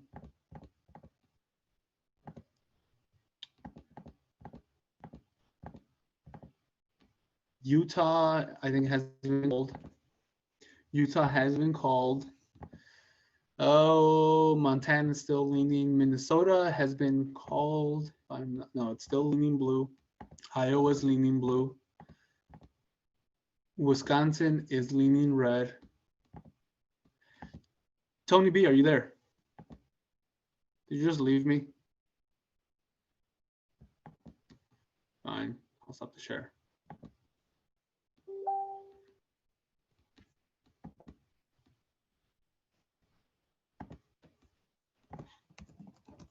Sorry, Nigel. Okay, what happened? I was trying to find the clitoris. Tony, you know we are live streaming. It's a South Park reference. South Park viewers would understand. Virginia is blue. Maine had me scratching my head there. That is leaning blue. Okay, you're just doing back to back. Well, these are predictions. You scared me for a second. How did all this happen? So Tony, why do you think it's such a nail biter at this point? Is it because of the electoral? I mean, is it because of the mail-in ballots that have not been counted? What do you see? I just have to, that's a probability, because if I wasn't mistaken, I felt like Hillary had the popular vote early on in 2016, didn't she? Correct. That was my record. So if I feel like these mail-in ballots have a lot to do with the popular vote, but I'm not sure that they're enough to push Biden through electorally through that electoral college vote. But it could be, and that's the reason why he's losing Pennsylvania right now. Like I want to believe that. It just seems that they're gonna pull it again. Frank had said it earlier, and I've heard it from other posters, right? They're talking about the fact that Trump supporters, because they're so skeptical about these polls, they're not participating or they're lying, ignoring, right? They might not be included in some I don't know if the secret Trump voter is a thing, though. I think silent majority theory. And I think the polls were adjusted since 2016 to capture some of that. I may be wrong, or the polls may be wrong again. But remember, even in 2016, the polls were not wrong. It was the pollsters or the national figures who had it completely wrong. So it wasn't the polls. Well, it's always that small probability, right? Trump didn't have the greatest chance of winning, but like any science, the probability is there. So it just seems, man, this is a nail clincher because Trump should be, I like that he's trailing, but my fear is that Biden almost had Texas for like a breath of a second. I was talking about someone with this. It's because the cities came in first. So you had Austin, San Antonio, some of the more liberal cities. But once the rural and the suburbs came in for Trump, that was going to flip Texas. Virginia, I have to flip Virginia. Virginia is blue. 209, why did you do that? Okay, does that look, can you see anything wrong? Is it matching up? Okay, let me see. So Nevada is okay. Get Texas. Let's see. No, this is pretty accurate. How'd you do that? I don't know why I have 285. That's something's wrong. All right, fine. Fair enough. All right, we'll keep moving this as things come along. But it looks. If this is the current condition and this is the prediction, Trump's taking the cake. So if, but that's not a landslide. Okay, I got it. I'm sorry, that was my mistake. So currently, it's about roughly even. You have to look at the bottom here. So you see where Trump has 120? Yeah. So Donald Trump has 118 at the moment. Biden has 209, 209. Mm-hmm. So this is projected. If he were to win these states, he would have 285. So if he wins Texas, that jumps him up to 158. If he takes Montana, he will take Montana, 161. Let's go with Florida. He's going to win Florida. That's 190. He's going to take Georgia, 206. North Carolina, that's 221. Pennsylvania, I cannot count Pennsylvania. Ohio, let's look at Pennsylvania, Ohio at the moment. Ohio, he is comfortably leading in Ohio. Wait. When did that happen? See, this is nuts. It's 92%, and he's up 53%. So currently, Ohio, let's give that to Trump. That's 239. Michigan is hard to tell. Wisconsin, close. That's within that margin of error, 4%. With Michigan, let's give him Michigan at the moment. That's 15. That's 255. Now, if Biden takes Arizona, that's 220. Nevada, it really comes down to Nevada. Alaska, I'm going to give it to Trump. I'm gonna be honest. I think Biden will take Nevada. Let's play that scenario. That's 250. But at this point, I'm sorry, that's 230 versus 258. So it comes down. Minnesota, let's give that to Biden. It looks like he's going to win on that. Iowa has flipped red. I think you gave Minnesota to Trump. Thank you. So that's 240 for Biden. Iowa has flipped now red just by a tenth of a percentage. With 73%. This is a nail biter. Let's give this one. Let's turn it red. 264 to 240. Wisconsin. If Trump can hold on to Wisconsin, that's it. It all comes down to Pennsylvania. Pennsylvania right now is leaning hardcore Trump. With 49%, yes, he is leading. With 49% reported in, he's leading by 13 points. With 500,000 votes, roughly. Uh-oh. I don't know. It looks like we just witnessed a Trump victory, everyone. But you need to remember, with mail-in ballots, Pennsylvania will most likely have in their votes finalized by Friday. So I cannot give Pennsylvania to anyone at this moment. That for me stays neutral. I can't give it to anyone. But Trump still takes, even if, okay, put Biden, the Biden projected. If Biden takes Pennsylvania, what are we looking at? Which screen are you looking at right now? I can't tell because I'm looking at the right one, the projection one. Oh, you can see both or just the one on the right? Both. We can see both. Oh, perfect. Okay. So what was your question? Give Biden Pennsylvania. Make that blue. 260. Not even enough. So we're still looking at a Trump win. Barely ekes it out. He just ekes it out. Minnesota. I'm sorry, Maine. 260. Maine's gonna. Oh yeah, where's Maine at? Maine is blue. Let me go again. Sorry. 264 to 274. See, I think you just man. I don't know about these mail-in ballots. They're gonna get challenged. Probably enough of them been challenged. I'm worried. I'm really worried. This looks like another Trump victory, man. What you just did. I haven't done anything. But Jesus to me. What are you witch? So he really needs to hold on to Nevada. Biden needs to win Nevada. And Nevada is a state that has a lot of union activity because they have a lot of hospitality there with the casinos. So that should predictably turn to Biden if he can hold on to Arizona. But yeah, currently the reason these red-leaning states haven't flipped for Trump yet is because Biden is still holding off just enough to make it a contest. But once they start coming in for Trump, we'll get a clearer picture. So let me follow up with my friend. Let me see where he's at. He's right there. He's been waiting for us. Oh, bring him in. Like, Why haven't you brought him in? I was waiting on you. Oh, go for it. Everyone, please welcome Joel Zuniga. Joel, thank you for being so patient with us. We were talking about important politics without you.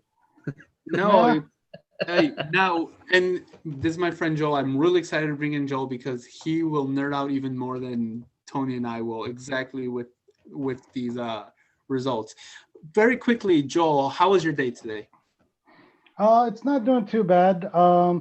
Actually, talk for a minute because I've got JT on the line. So give me 1 second. Run it, yeah, please. Mute yourself. Thank you. Perfect. Turn off the camera too. We don't want to see you. I'm kidding. Okay, so shit. Let me bring this back to where we're at. Leaning red. We don't know about Nevada yet. That's leaning blue. I really thought, Tony, you can unmute yourself. No, I know. I'm saying things to myself because I kind of called it. I tell people all the time, I still think Trump's going to win. And I don't want to be right. Tony, do you remember our very first episode of The Existentialists on July 20th? January 20th, hold on. On January 20th, 2017, we made a prediction that Trump would win re-election. Do you remember that? Election. He would win the general for the first time.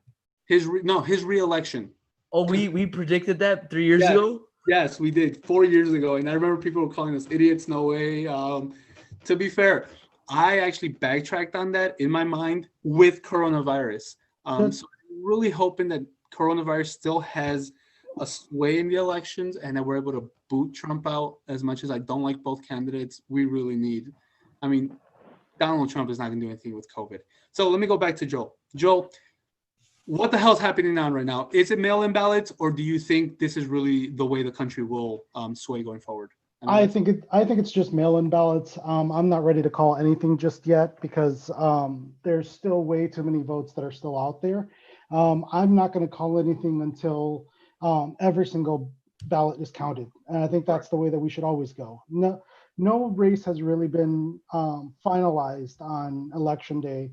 We get predictions, but we don't have final results, and we should wait for the final results.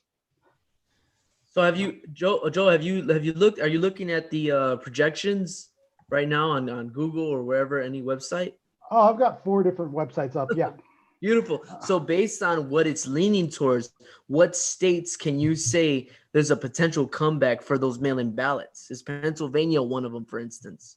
Well, I think, yes, I definitely think Pennsylvania is going to be one of the main ones because there were so many mail-in ballots there that were coming through that they're going to, take about a week before we're going to see really final results from there. Another one that I saw that there's still a lot of outstanding votes that could be coming in as Democrats was North Carolina.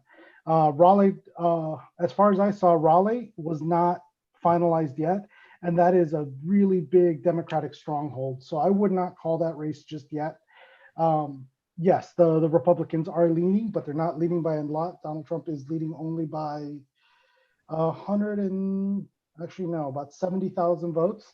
And I think when Raleigh comes out, it could turn the election in North Carolina, but it's a wait and see game at the moment. You're not giving me much hope, Joel. I need hope. I'm kidding. Quick question. So now that it looks, let's prepare for worst case scenario. Mm-hmm. What needs to be done in case Trump wins re-election? Even when everything comes in, let's say they're able to take it to the Supreme Court, challenge some of these election results. Let's just say he wins second term. What's the game plan? That's a really good question. The game plan, I think, is going to be fight hard, fight with everything we have. Because I think that giving someone like Donald Trump a second term is, giving the proverbial handgun to a monkey, because we don't know what he's going to do with it, but we know it's not going to be good. Or you could give that monkey a typewriter, and within 1 trillion years, they could write the complete works of Shakespeare. Sure, that's a big hypothetical, but that's also incredible. Oh, you've never heard that? No. It's an infinite amount of monkeys typing on an infinite amount of typewriters. You can get the complete works of Shakespeare. Yeah. You lost our entire audience. We are the Existentialists, and we didn't keep up. Thank both of you. No, but the odds of that is just not going to happen. So currently, it's hard to tell because, again, it looks like he is winning the Rust Belt, but again, not everything is finalized. I'm just surprised if he does win the Rust Belt that Trump was able to recreate that magic or hold on to that magic from 2016 in the Rust Belt with those 3 states, which being Pennsylvania, Michigan, and Wisconsin. You're right, but what you're not seeing is, look at Wisconsin. There's only 65% counted. There's Michigan. You've got 48% counted. Ohio. You're looking at a pretty solid lead, 94% in. Yeah, that's probably going to end up going for Donald Trump. Again, North Carolina. I'm waiting to see Raleigh and holding out hope there. Hawaii's still coming. Nevada's still coming. Of course, we already have California, Oregon, and Washington that came in. And I'm literally going to the worst place you could possibly get results from because I want to see the worst case scenario. And yes, that means I'm on Fox News. I thought you were on 538. Let's go to Fox News. Yeah. But it's a matter of trying to look at it. I want to see the worst case scenario because I also want to try and figure out what the outside possibilities are. Currently, let's look at, Milwaukee right now currently only has, this is for Wisconsin, Milwaukee currently only has 34% in. I'm looking at Iowa County that only is 52% in. Not to mention you've got Sauk and Columbia County who don't have any results in yet. Those are Madison suburban districts. So there's still a lot of votes that could come in for Joe Biden in Wisconsin, and Donald Trump doesn't have that big of a lead. It's 70,000 votes, and considering what's left, that he could definitely make that up. Not to mention looking at mail-in ballots, there's a lot that can come in. Let's look at Michigan. Joe, I predicted Wisconsin would be Biden, so I hope Joe is right, so I can be right about Joe, Wisconsin. let's qualify your expertise a little bit, because you do have an interesting work history. Just give us a little bit of the campaigns you've worked on. What is your kind of expertise in the political field? Well, my expertise in the political field is just that I've been working political campaigns since I was 12, so 22 years, give or take. So it's just a matter of I've seen everything from your local elections, aldermanic, Midwest water reclamation districts. I've helped. I've done congressional races. I helped out in the Obama first campaign. I supported the second campaign, but I wasn't actively working on it. He very much had a really good team at that point, and I wasn't about to try and upset that balance. And since then, I mean, I've helped out a variety of different candidates.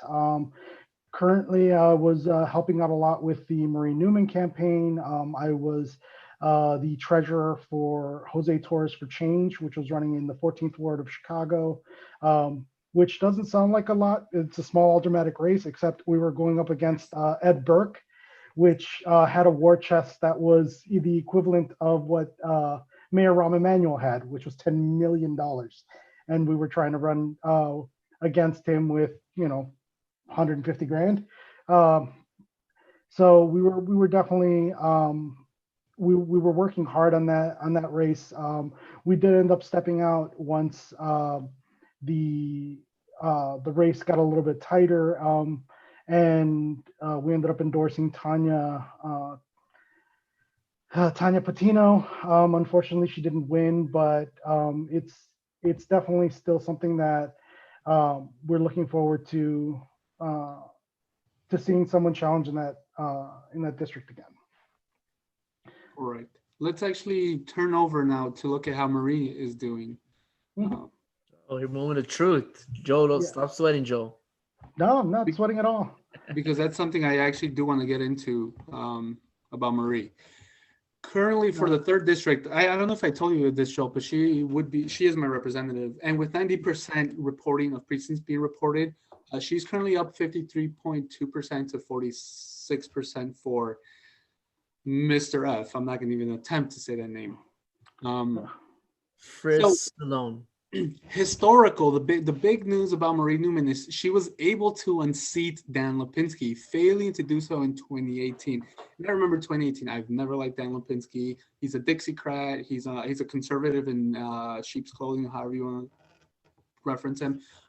She was able to do it now in 2020. So can you just give us an insight? What worked in 2020 that did not work in 2018?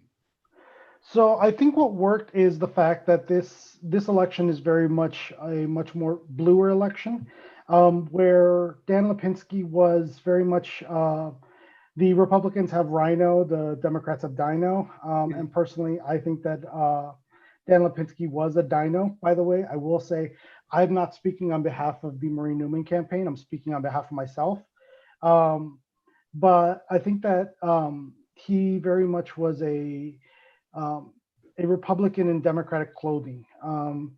He got the seat from his father, who was a Republican, a dyed-in-the-wool Republican. But when the area was changing to be more Democratic, he declared he was a Democrat, and then, to put it nicely, voted like a person with a Democratic or a Republican tilt. He was anti-abortion. He was anti the Green New Deal. He was everything that a Republican would want in a Democrat. And I think that cost him a lot at the end of the day. It cost him his seat, and gladly we're about to have a much more progressive person in that seat in Marie Newman. I'm very excited about that. Quickly, from from my source, it looks like Biden is now winning the popular vote. Do you see the same? Yeah, I'm seeing that, and I'm frankly a little bit surprised. But I also say that that California itself can kind of turn that around. We only have half of the vote from.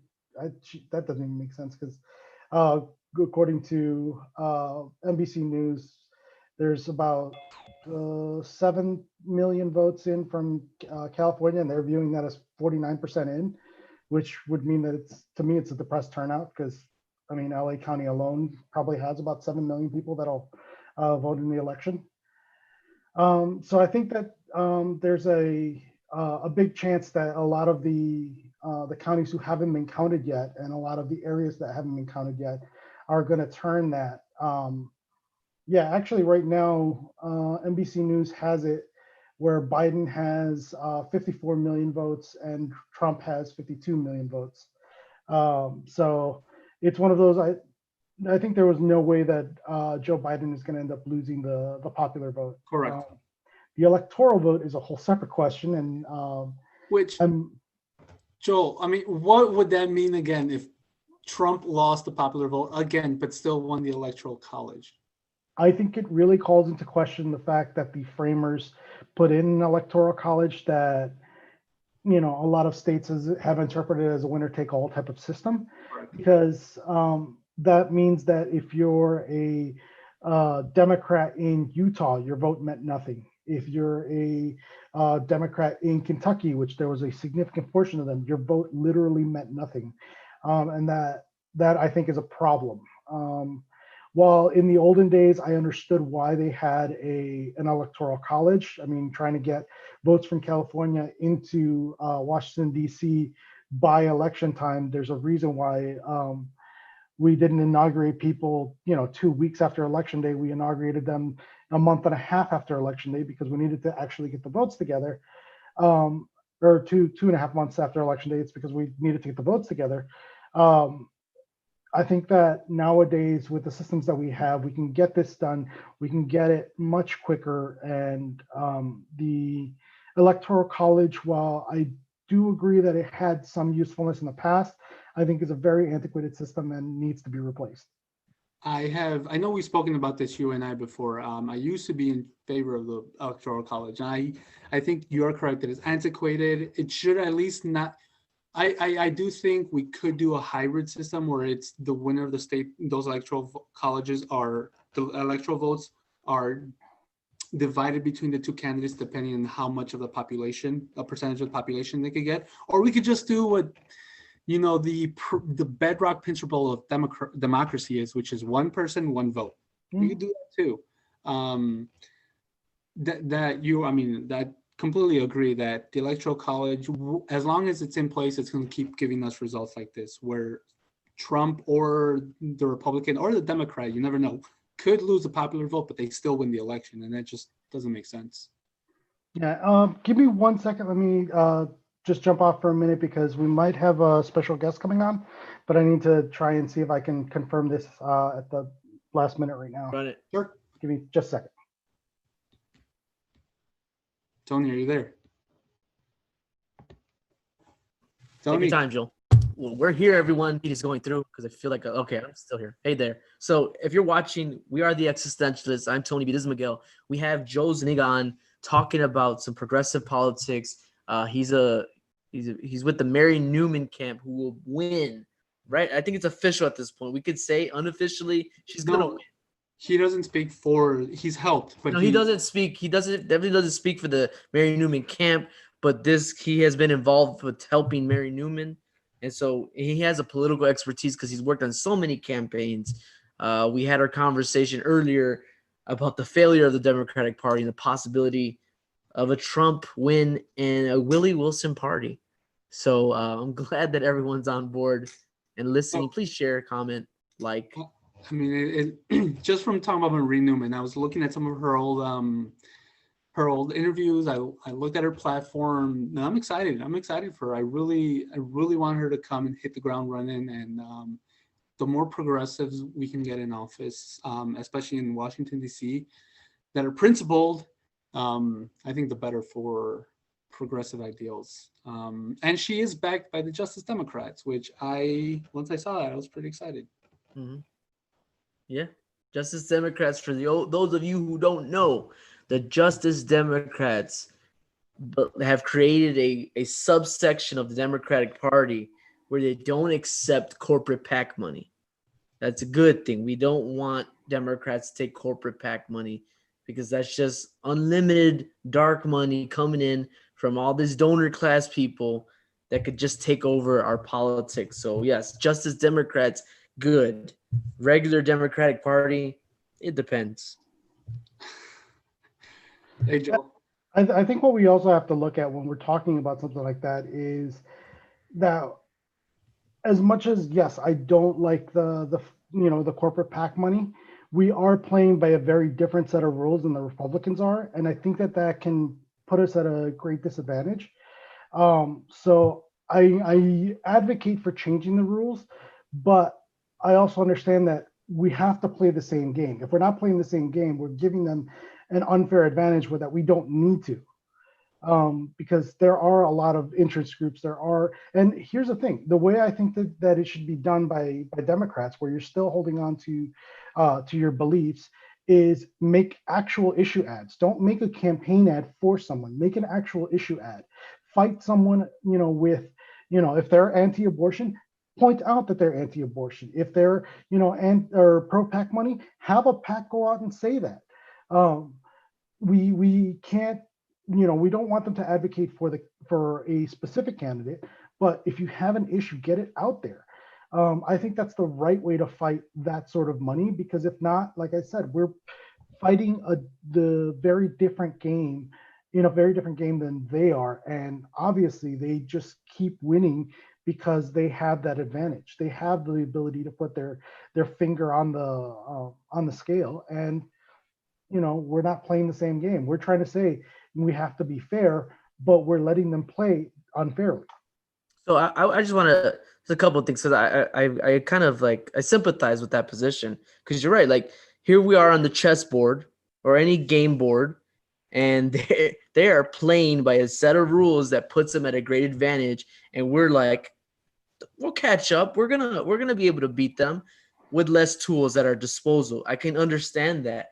It just seems that when it comes to raising funds, that's the narrative, and not Joel, not you yourself, but that's the narrative that's used to say we should play the same game. But when it comes to the dirty politics of the Congress, the chambers, like government shutdowns, changing rules, Republicans do whatever the hell they want.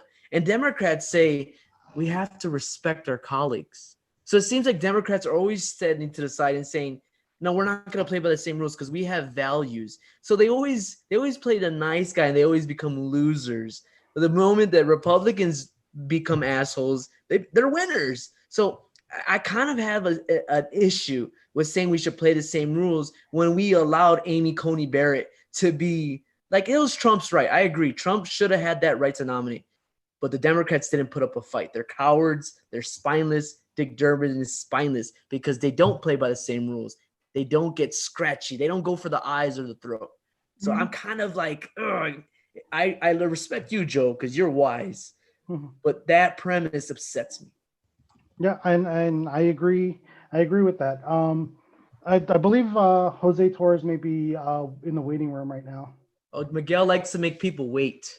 No, bring him on. Bring him on. Here we go. Bring out Jose Torres. I remember this guy. Everyone of the Existentialists, Jose Torres is joining us. Jose, I want you. Hey, look at that. How's it going, guys?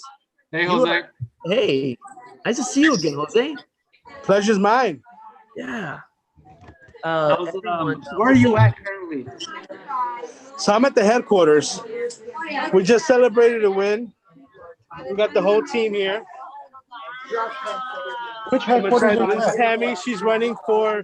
Tell them what you're running for, Tammy. Palos Township Clerk, April 2021. So we got a lot of progressive candidates who are taking off soon.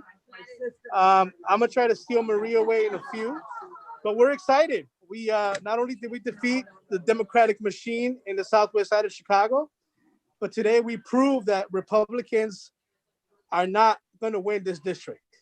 And so we beat Fissalone, we beat Dan Lipinski. We're sending the first progressive woman to the 3rd district of DC, and we are excited. Yes, as are we. So Jose, yeah, go ahead and seal her away. If you need a few minutes, just let us know. But hey, great, Yeah. Great work. Definitely. I'm gonna go on mute real quick. Tony, you're muted. Yeah, he definitely can speak for the campaign. I'm not speaking for the campaign, so that's why I wanted to make sure we got him on. Right, correct. Because well, I don't know if you heard, but when you were on the phone call, we were just talking about why we're excited about Marie Newman, because it's another progressive. And even for me, she's my representative, so I can hold her feet to the fire. And she strongly believes in voting the way your district supports.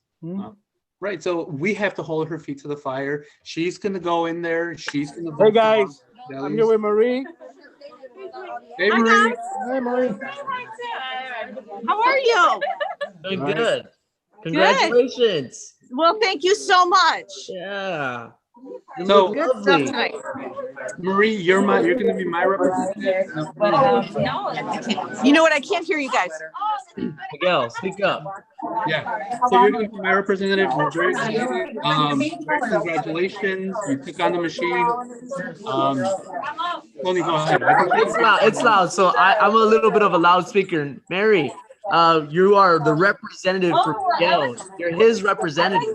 Oh, nice. You are now a progressive, officially a progressive part of the U.S.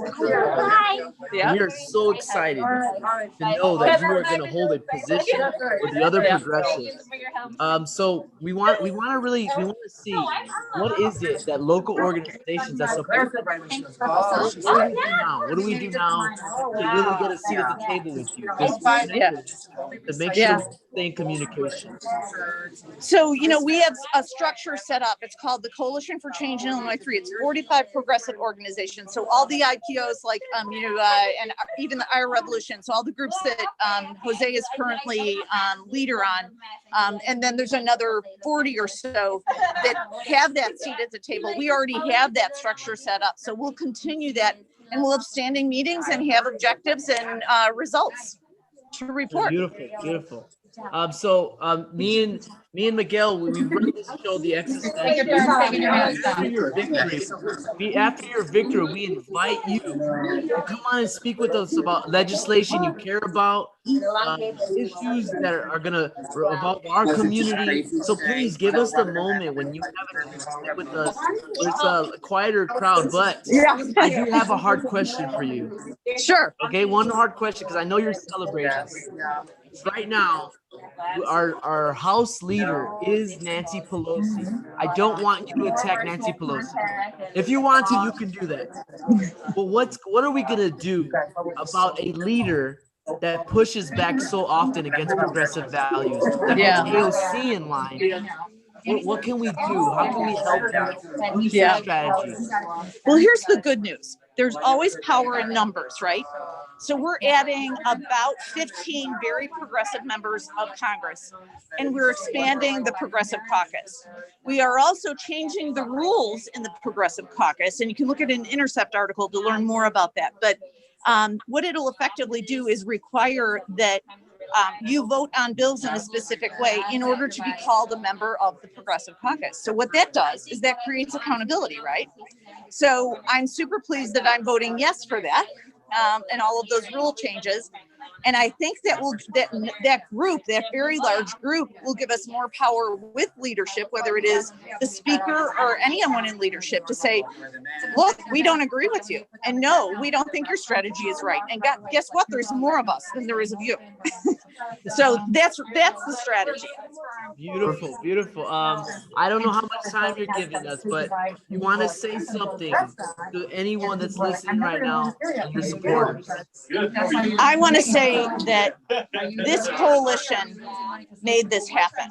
This wasn't just my team, wasn't just a certain set of supporters. This coalition came together in a very powerful way and knocked on hundreds of thousands of doors and called hundreds of thousands of people. And the result is that we won resoundingly tonight. So that's what I want to say.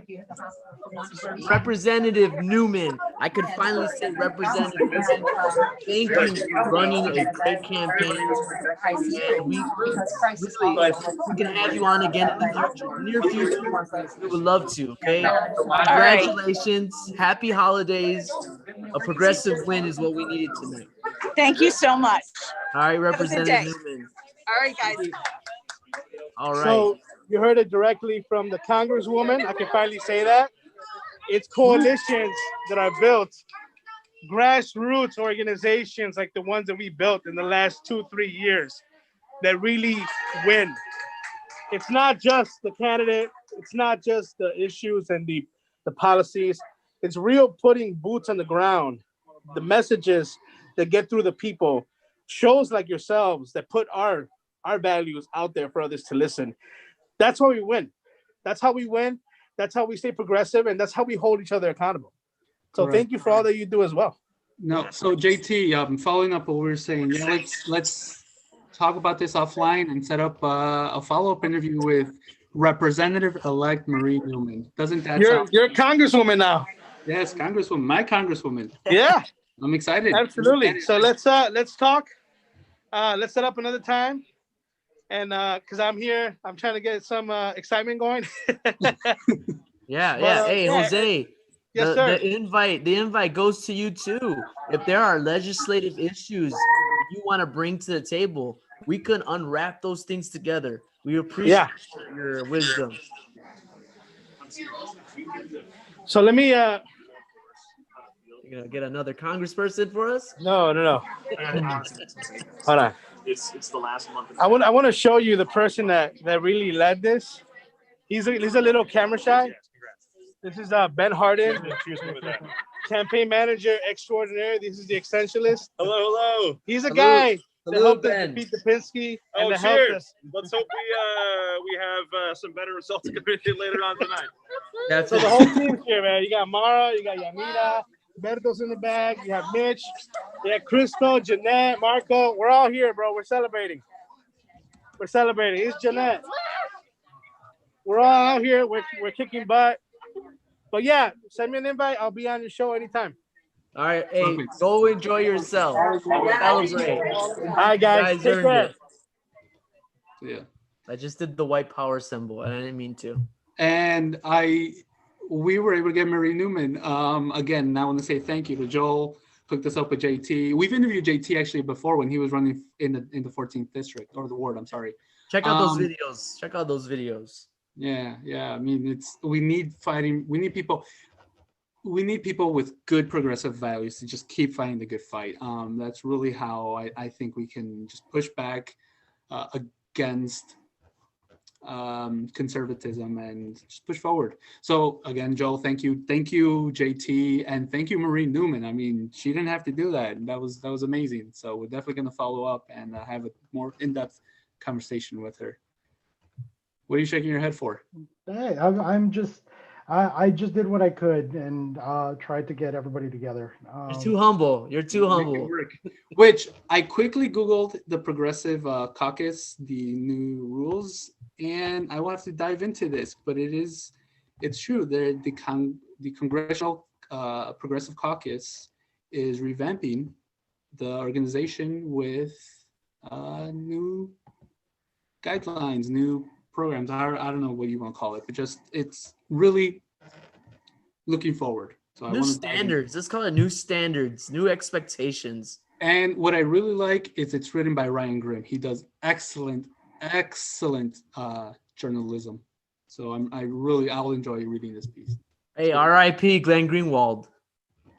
He's still alive. He's just not. He's with Substack, which is funny because I didn't know that there was an OnlyFans version for journalists, and it's Substack, and I'm completely geeking out about it. That's why you didn't want us to look at your Google search engine. All right, I'm gonna stop sharing now. Make sure search results. But yeah, let's Anyway. while you pull that up, Joe, let's pick your mind some more. Sure. By the way, just to let you know, Ohio was just called. Stop. Well, who was? Ohio. For? I don't want to give him the pleasure of. Oh no. Yeah, he was leading. It's not called on mine. Okay, let me. I have it on NBC News. Associated Press. NBC News. Don't they all pull from the Associated? Yeah. So it looks like North Carolina was called too. Is that inaccurate? I don't see that. Maybe not. I see New Hampshire and Ohio. New Hampshire went for Joe Biden. Whoa, 4 electoral votes in your face, Trump. So Trump is 132, Biden's 192. Yeah, see.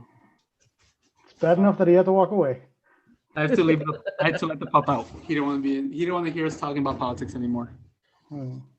Oh. Yeah. Well, like I said, I mean, there's still a lot out there. There's still a lot that can go one way or another. So I'm still not going to give up until every single vote is counted, and I think that Joe Biden shouldn't give up until every single vote is counted. So, That's a fair point, right? Don't concede until the actual results are accounted for, right? Mm-hmm. Yeah, it's just scary. It's just really scary to see this scenario come to life. 2016, Miguel and I predicted, Trump would take it, and then that same time we predicted he would win re-election. We don't want to be right, but Joe, I want to get your insight on this because we opened up a can of worms earlier about that the Democrats need to play their war chest the way the Republicans. They need to get the funding from the corporate leftists, the oligarchs of the left, right? You got to tap into that. But what we're talking about is that we're talking about Trump being a symptom of a larger disease.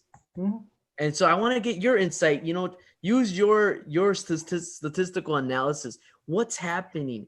Why are the Democrats losing? Why are so many disenfranchised Americans gravitating towards Trump? What's happening in America? What can we do? I think that Joe Biden is doing a much better job of it, but I think that for the most part, Democrats, and I think this is the right mentality, but it's the wrong method. They view it as, I want to get as many votes as possible, as opposed to saying, I want the votes from this state, which is what's going to give me the win. And that is something where, again, you're playing two different games, and the Republicans know, honestly, and it's harsh to say it this way, but this is the way that it actually is. These votes don't count, so it doesn't matter whether I get it, every single one of them. As long as I get 50% plus one, I'm going to have all these electoral votes, so none of the rest of them matter. In fact, I believe there was a YouTube video by CGP Grey that showed how you can win the presidential vote with only 18% of the people voting for you by targeting the correct states and only getting 50% plus one of each state's vote. So we need to make sure that, again, we're playing the same game. We know what the rules of the game are, which right now is win these states. Don't worry about winning the people so much, which to me, a Democrat, when they win the states, they win the people. Republicans, they don't care about winning the people. They care about winning the state. Correct. Which I just had the thought and I lost it, which is, so interesting because 4 years ago, Wisconsin, Michigan, Pennsylvania, maybe Pennsylvania, but at least Wisconsin and Michigan were not battleground states. Like historically, Clinton, she didn't even go to Michigan as soon as she won the nomination. And now in this year, it is, and you could tell that Trump just went back to Michigan. So did Biden. He also went into Michigan. So I think his 2016 election just changed the game because now the focus is on the states. It's not just getting every single voter to vote out there, because you can get a record turnout in California, but if you lose Texas and a bunch of other states, even if you get 10 million more votes in California, it's for nothing because it's the state, it's the electoral votes that count. Well, I mean, the way to think about it is I think it's for every 350,000 Californians, you get one electoral vote, where for every, I believe it's 130,000 Wyomingans, you get one electoral vote. So their vote is, to put it the way I always hear it in politics, their vote is more equal than a Californian's vote and an Illinois's vote and a Texan's vote. Yeah, you still have to win at least one or two of the big states, but if you concentrate on the states that have more outsized electoral vote possibilities, that's where you end up getting outsized value for placating the correct people.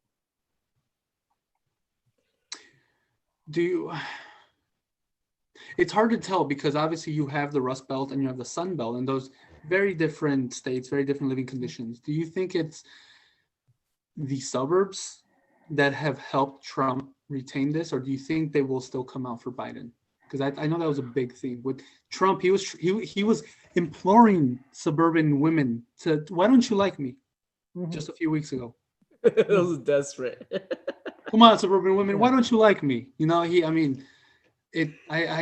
don't know if the battle is still between cities and suburbs or cities, suburbs, and rural areas, because even within the state, you have, even all that is split up. A rural vote in Illinois, a rural vote, let's say in Texas, will count more than a city vote in Austin if it goes red.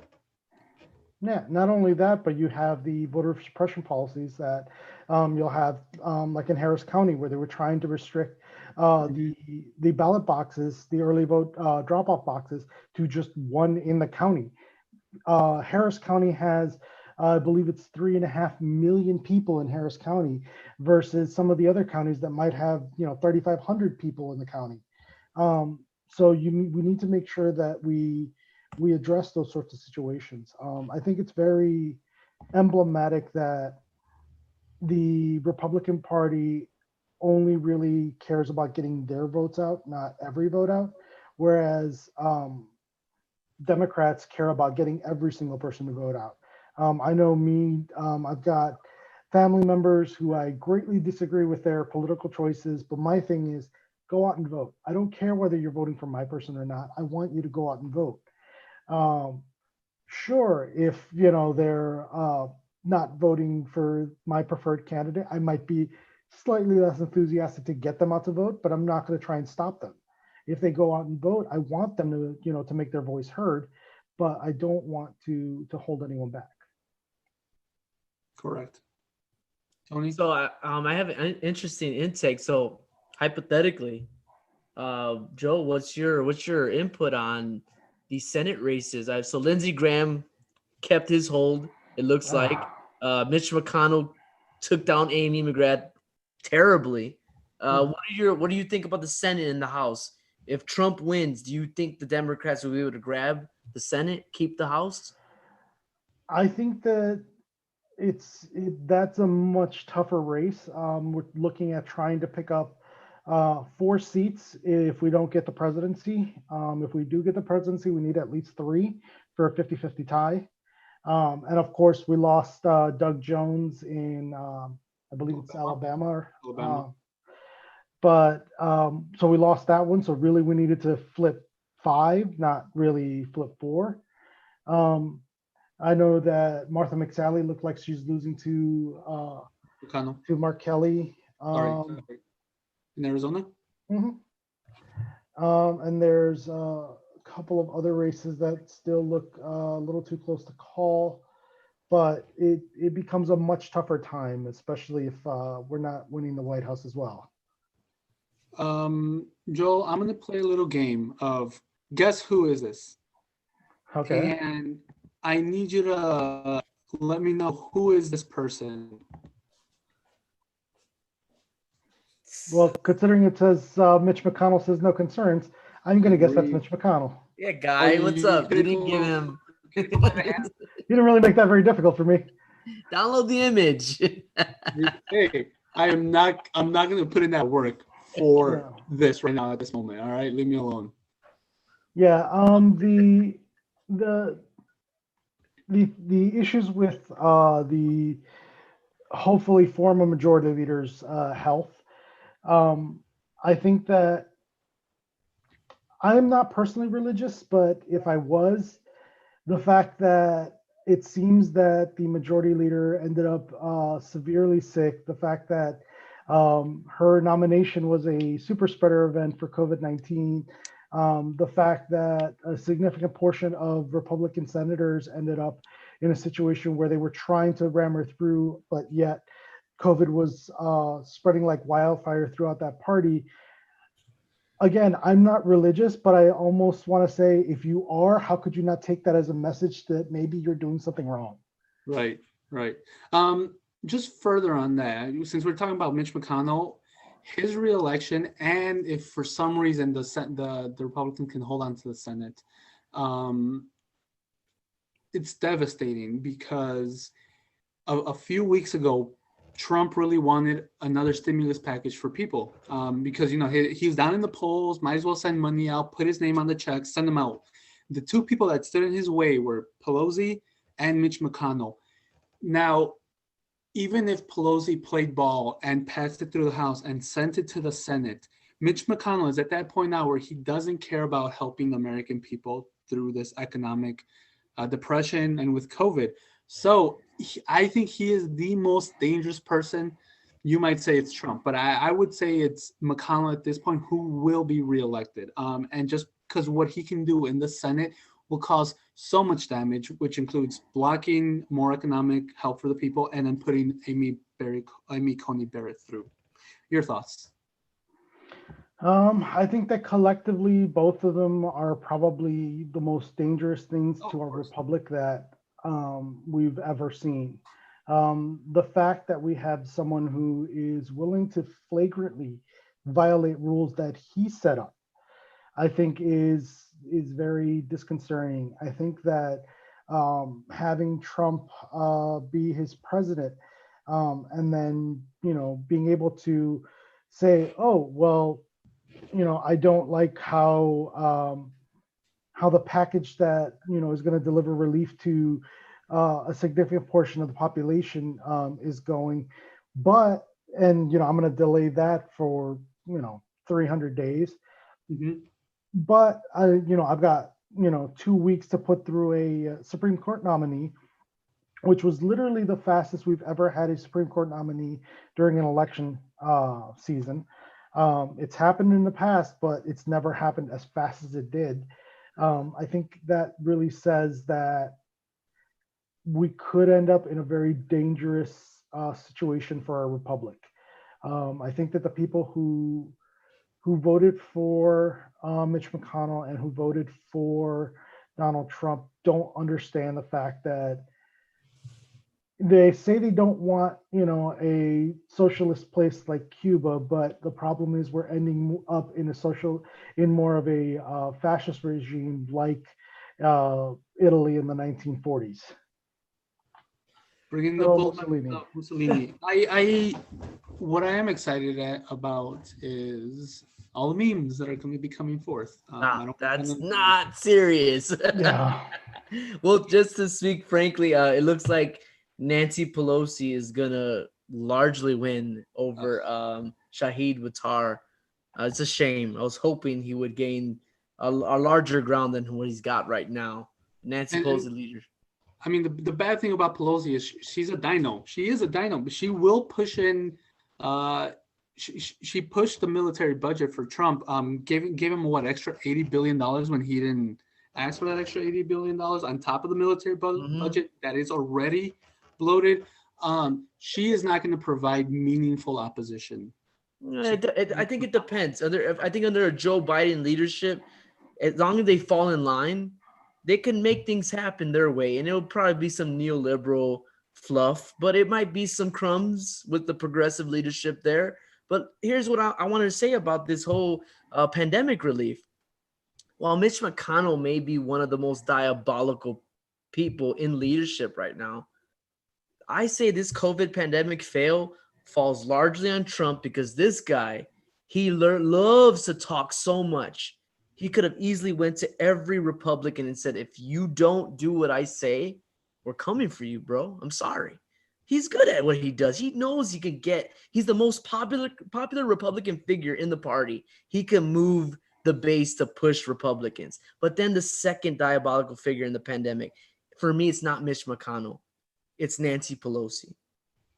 Well, I don't like Mitch. I like Mitch this less, and I like Nancy right here. Reason why is because the Democrats gave the Republicans everything back in April. That first, what was it? Not Heroes, the CARES Act. The CARES Act, they put everything on the table. Republicans got everything they wanted, trillions for the corporations, and the Democrats only asked for pebbles for a couple months. They could have asked for an annual established payment system. All the other countries in the first world figured it out, but Democratic leadership, they caved in. Yeah, we got the $600 unemployment because of Bernie Sanders. Thank you, Theo Bernie, but his days are done unless he becomes like the Secretary of Labor under Biden. But that's just I think that's a myth that we like to tell ourselves. So for me, I just had to say that Trump, this is always going to be on him. But if we go back all the way to the CARES Act, the Democrats caved too soon. They could have gotten more bang for the buck. But they did. They gave Steve Mnuchin a blank check, also a criminal in the Trump administration. That's my rant, folks. I'm out. Yeah, I think that Democrats definitely need to be a lot more forceful. Again, they tend to be the kid who is in the playground just saying, "Please like me," and they want someone to like them no matter what. But they need to understand that no, they can be the person who's like, "No, you know what? I'm gonna get my way. I'm gonna get what I want because this is something that I desperately need to stand up for." It's the old comic book from Captain America. At a certain point, your job is to stand there, be the tree, and say, "No, you move." Joe, I love your analogy. It was so well said. Mm-hmm. I'm glad we had you on it today. Yeah. Oh man, we are fucked. At least we got Marie Newman, right? At the end of the day. Oh. What do you mean at least? That's the highlight of my night. I don't know what you're talking about.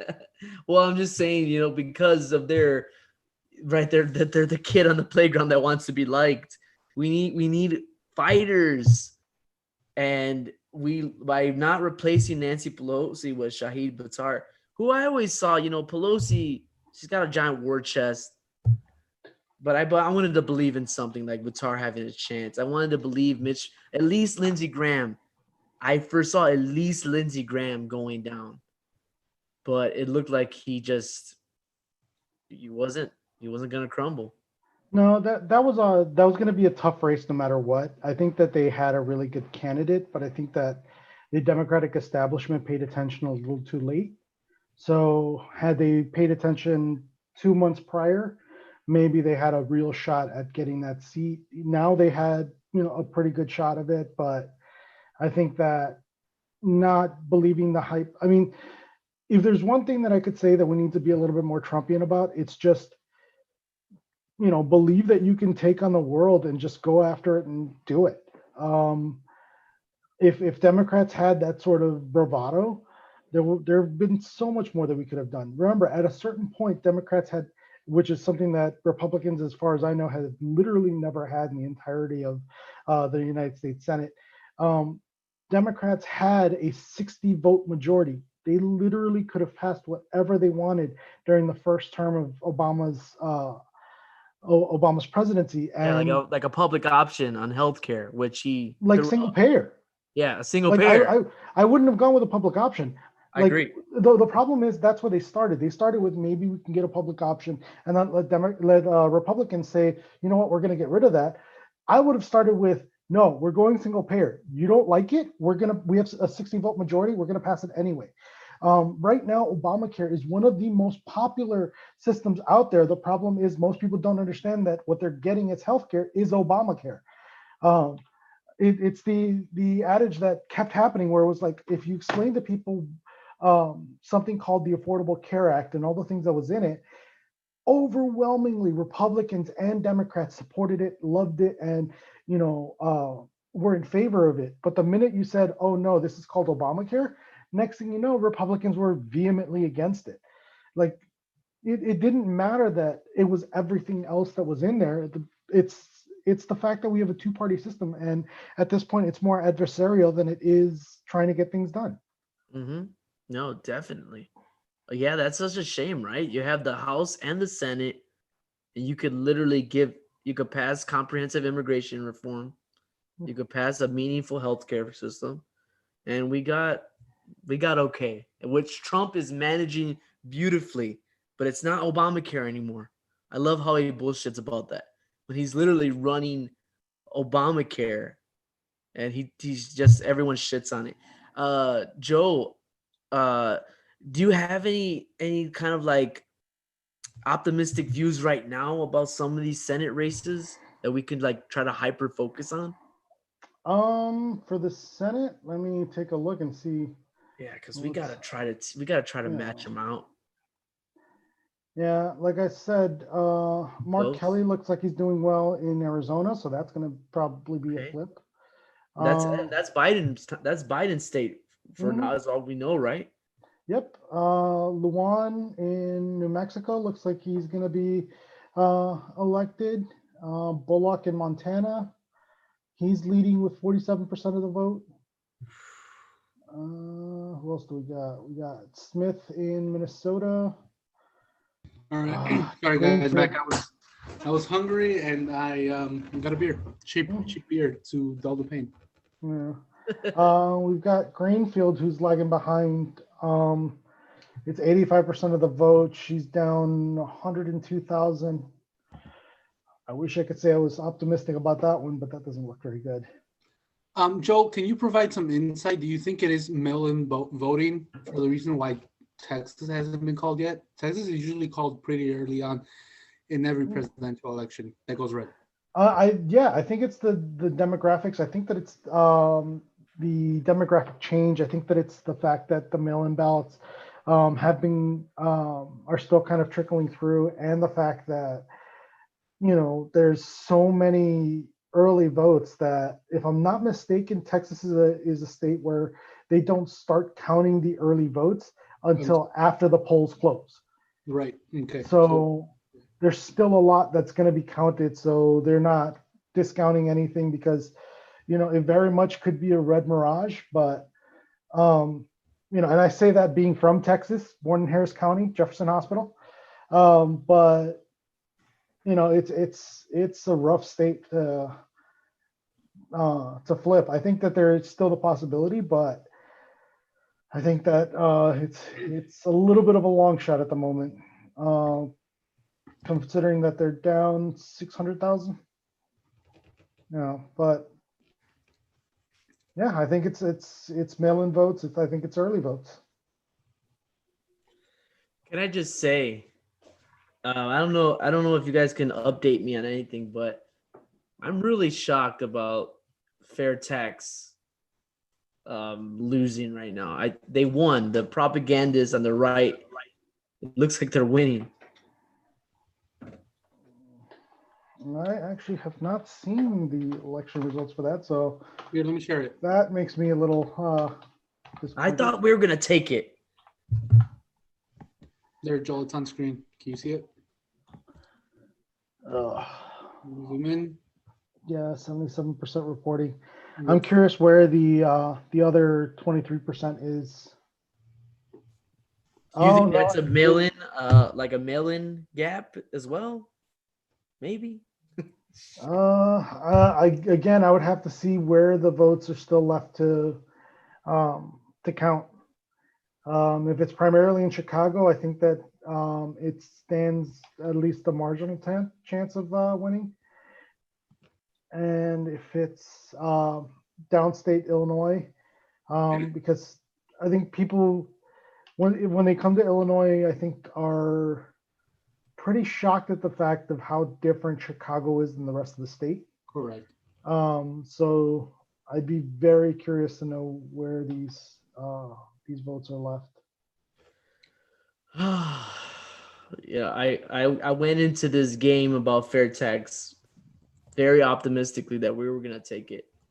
It's really a shame that working class people were convinced that this was against their best. There was against their best interest. And now we talked to Representative Edgar Gonzalez of the 21st District, the state rep in Illinois, and he talked to us in a separate capacity, just how you don't represent the Mary Newman campaign. He wasn't the representative; he was the person, the resident, and he was saying that Springfield is gonna find their revenue, and it might come with austerity cuts, meaning education, infrastructure, healthcare might see budget cuts, or they might just go after the middle class. They might come after retirement income and stop being one of the 3 states in the United States that doesn't tax retirement. So everything that the right wing has fear-mongered people into voting against, it's all going to come true. So it's such a slap in the face. And I'm very disappointed in our voting population, because I was pretty sure, you get a Joe Biden vote, you get a fair tax vote. Yeah, and I think that the problem was the messaging on a lot of that. They let the tax hike people run that narrative more than they ran their fair tax narrative, and it ended up taking hold to the point where, at a certain point, with my own friends, I was referring to it as the tax hike amendment, and I was like, no, it's the fair tax amendment. What am I doing? But it was a matter of knowing how to address the messaging. It's the same as when there was the sugar tax in Cook County. That actually was going to a lot of really good beneficial programs, but the fact that it wasn't messaged correctly meant that it was demonized, it was attacked, and ultimately defeated because people didn't understand what the money was going for, and the fact that government only really has one way to discourage people from partaking in an activity, and that's to tax it. They can't really say you can't do this. They can only say, okay, well, I'm going to try and you shouldn't be smoking. I'm going to put a huge tax on cigarettes. I don't want you to drink and drive, so I'm going to put a huge fine if we catch you drinking and driving. This was in order to fight obesity, which, I'm not the skinniest guy in the room, but it's a matter of. Joel, we don't self-deprecate here, okay? We all love each other. No. Hey, I'm not shy about it, and but it's one of those.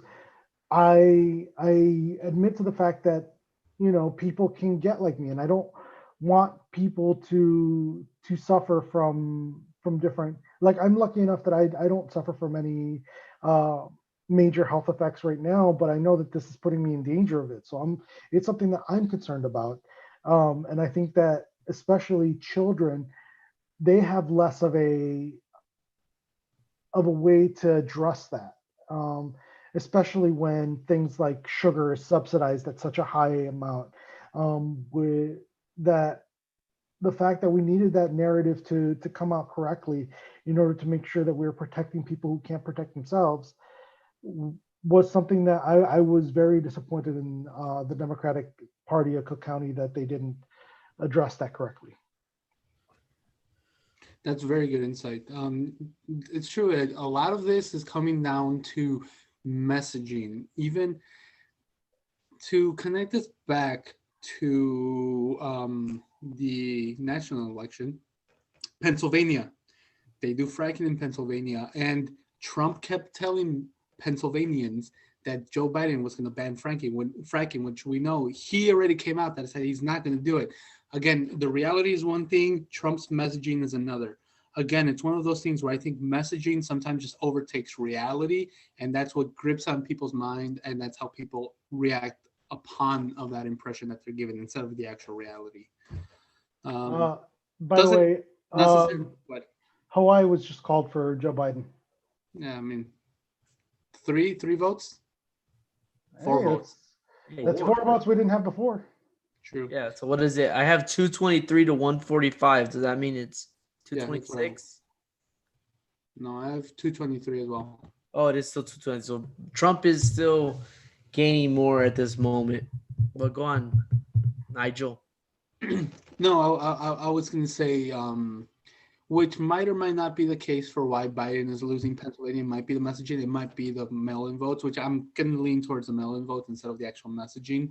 But it's just another example of how people can be swayed just from messaging instead of what's real. And so here's my thing. Like, while I understand that Trump during this whole campaign was, the mail-in ballots is a problem. It's going to create massive fraud. Are we assuming that no Trump supporters are trying to use this same system? And so what if these mail-in ballots are waiting on the sideline and a large number of them are Trump supporters? What's that possibility like? I think that that's something that, again, Democrats needed to jump on. The easiest way to fight that is to say, are you genuinely saying that you don't want military personnel to vote? Because every single one of them who are overseas right now are going to mail in their votes. Correct. Because they're not going to be able to just come back, vote in person and then go back out into the field. So I think that, again, it's a matter of messaging. It's a matter of knowing how to attack different individuals. The fact that we let Republicans drive the narrative that Trump was for religion when you had a dyed-in-the-wool Catholic in Joe Biden. Why are we trying to target the Catholic vote and the evangelical vote, the religious right, when, like, not in their ideals, but in saying, you have someone who is a philanderer, you have someone who is very jealous of someone who has broken basically every single commandment, yet you have someone who goes to church every Sunday, who is a very devout person. If you were to ask the Republican Party, who I was talking about, they would say that Trump is the person who goes to church every Sunday, and that Biden was the person who cheated on his wife, when no, it's the other way around. We let other people give our narrative for us, and it ends up putting us in a situation where that's the narrative that gets told. We have Democrats are bad on national defense, yet Obama was the one who went and actually took down yeah, exactly. Obama was the one that went and took down Osama bin Laden, when George W. Bush had 8 years to go and try and get Osama bin Laden, but yet he didn't. Have you heard about that top secret mission where Delta Force was within minutes of getting Osama bin Laden, and the White House called him back? Mm-hmm. It's a top secret mission that I think that was leaked, but I mean they almost had him, and you're you're saying it was Obama who got him, but I'm pretty sure people will not remember that. I think it's people have very short memories, and even with the power of Google, people don't do their little research. Yeah, but it's because the message, the Democrats let the message get away from them, and that's something that they need to understand, that yeah, you can take power of the message and say, no, this is how this is going to run. Again, we don't have to be the kid that's in the background just saying, stop hitting me. We can be the one out there punching back and saying, like, you know what, I'm tired of you hitting me. I'm going to hit you back, and get people to understand that you're being a bully. Yeah.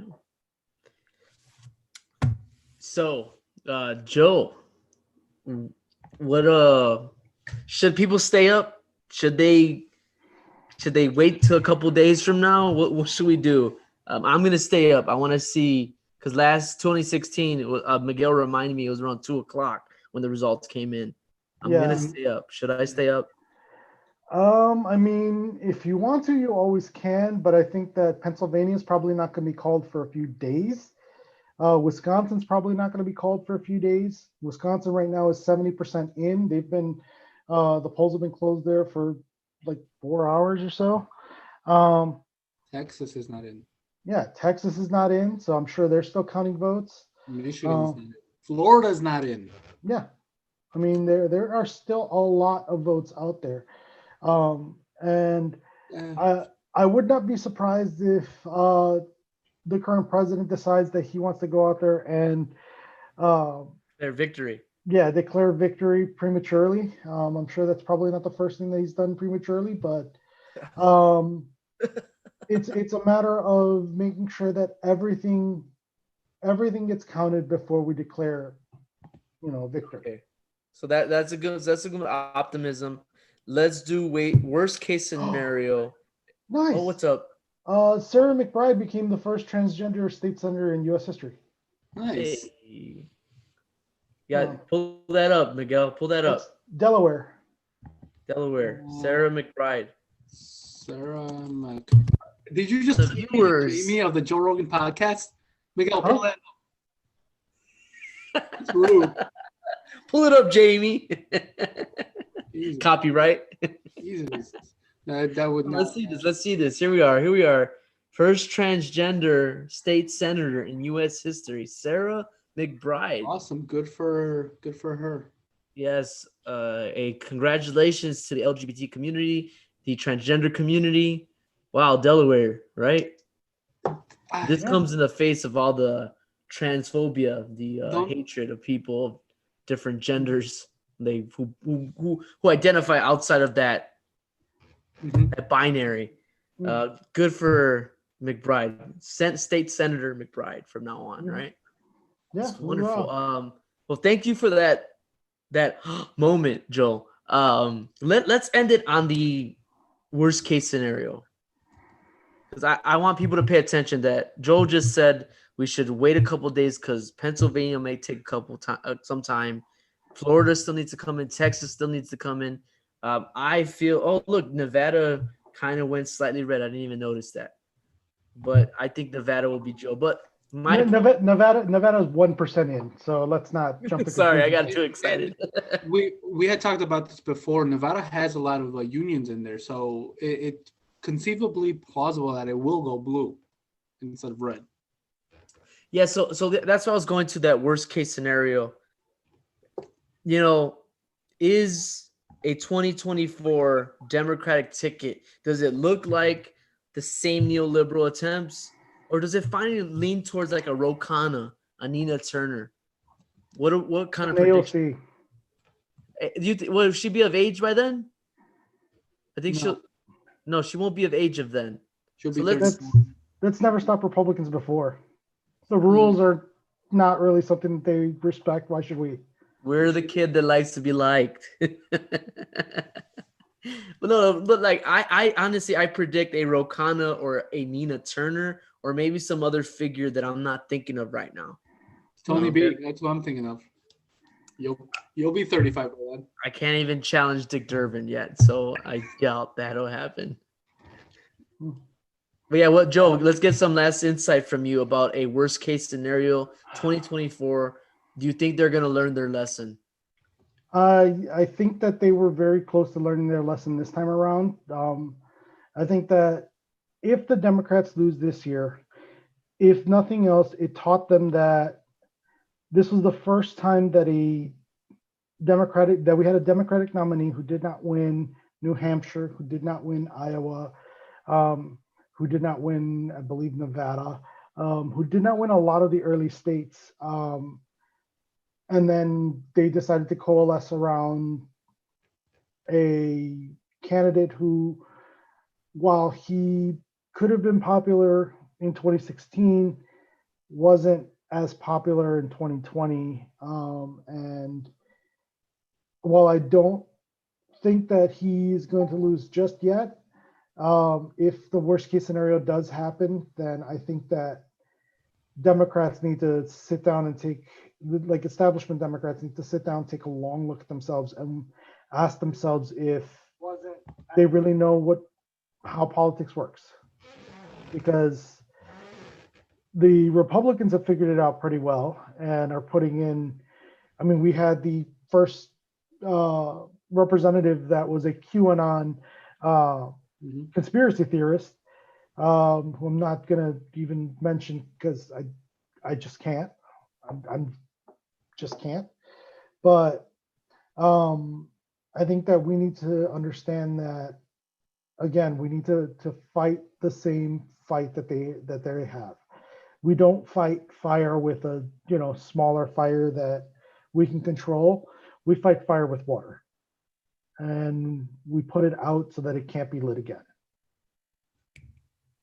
Well said. Well said. Yeah, thank you, Joe. Florida was just called. What? Florida was called? Yep. Oh, and it did. It is called. Trump needed Florida. He needed Florida. Yeah. Wow, that was close. Not Florida was never expected to go blue hard in any way, shape, or He was form. supposed to eke it out. Yeah, if he was going to win it, he was going to eke it out, especially because of the senior vote. But it looks like Trump was able to hold on. And he did eke it out. And in a state where you're looking at 10 million votes, he won by 400,000. So are we looking at Pennsylvania, Nevada, Wisconsin, Texas as possibly being for Joe? Minnesota, Wisconsin, Michigan, Pennsylvania, North Carolina is now not looking as great as I would like it to. So, Arizona, Nevada,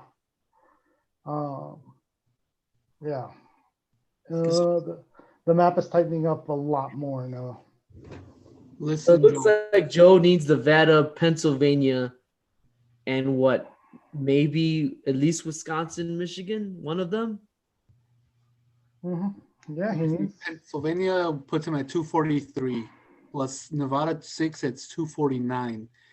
He would have to pull Michigan, probably something else besides, probably North Carolina or Wisconsin. Yeah, Minnesota looks pretty different. Yeah, Minnesota's 10. Look, I'm gonna Joe, you do these numbers, you follow campaigns. I'm gonna wait, but I am gonna stick with I think we just got dealt another neo-fascist 4 years. I really do. And I hope I'm wrong because I just seen Trump's numbers go up in that electoral vote. I'm worried. So hopefully we get some Senate seats and we stop them. Man, this is tough. Like I said, I want to see if you want worst case scenario, there's no other place to go than Fox News. So let's take a look at what their map looks like. All right, here we go. The final reveal. They've got Arizona, New Mexico, Colorado going blue. They have Minnesota called blue. Their toss-ups right now are still Nevada, Montana, Wisconsin and Michigan, Pennsylvania, North Carolina. They're still keeping there in Georgia. Yeah, they have it at 237 Biden, 210 Trump.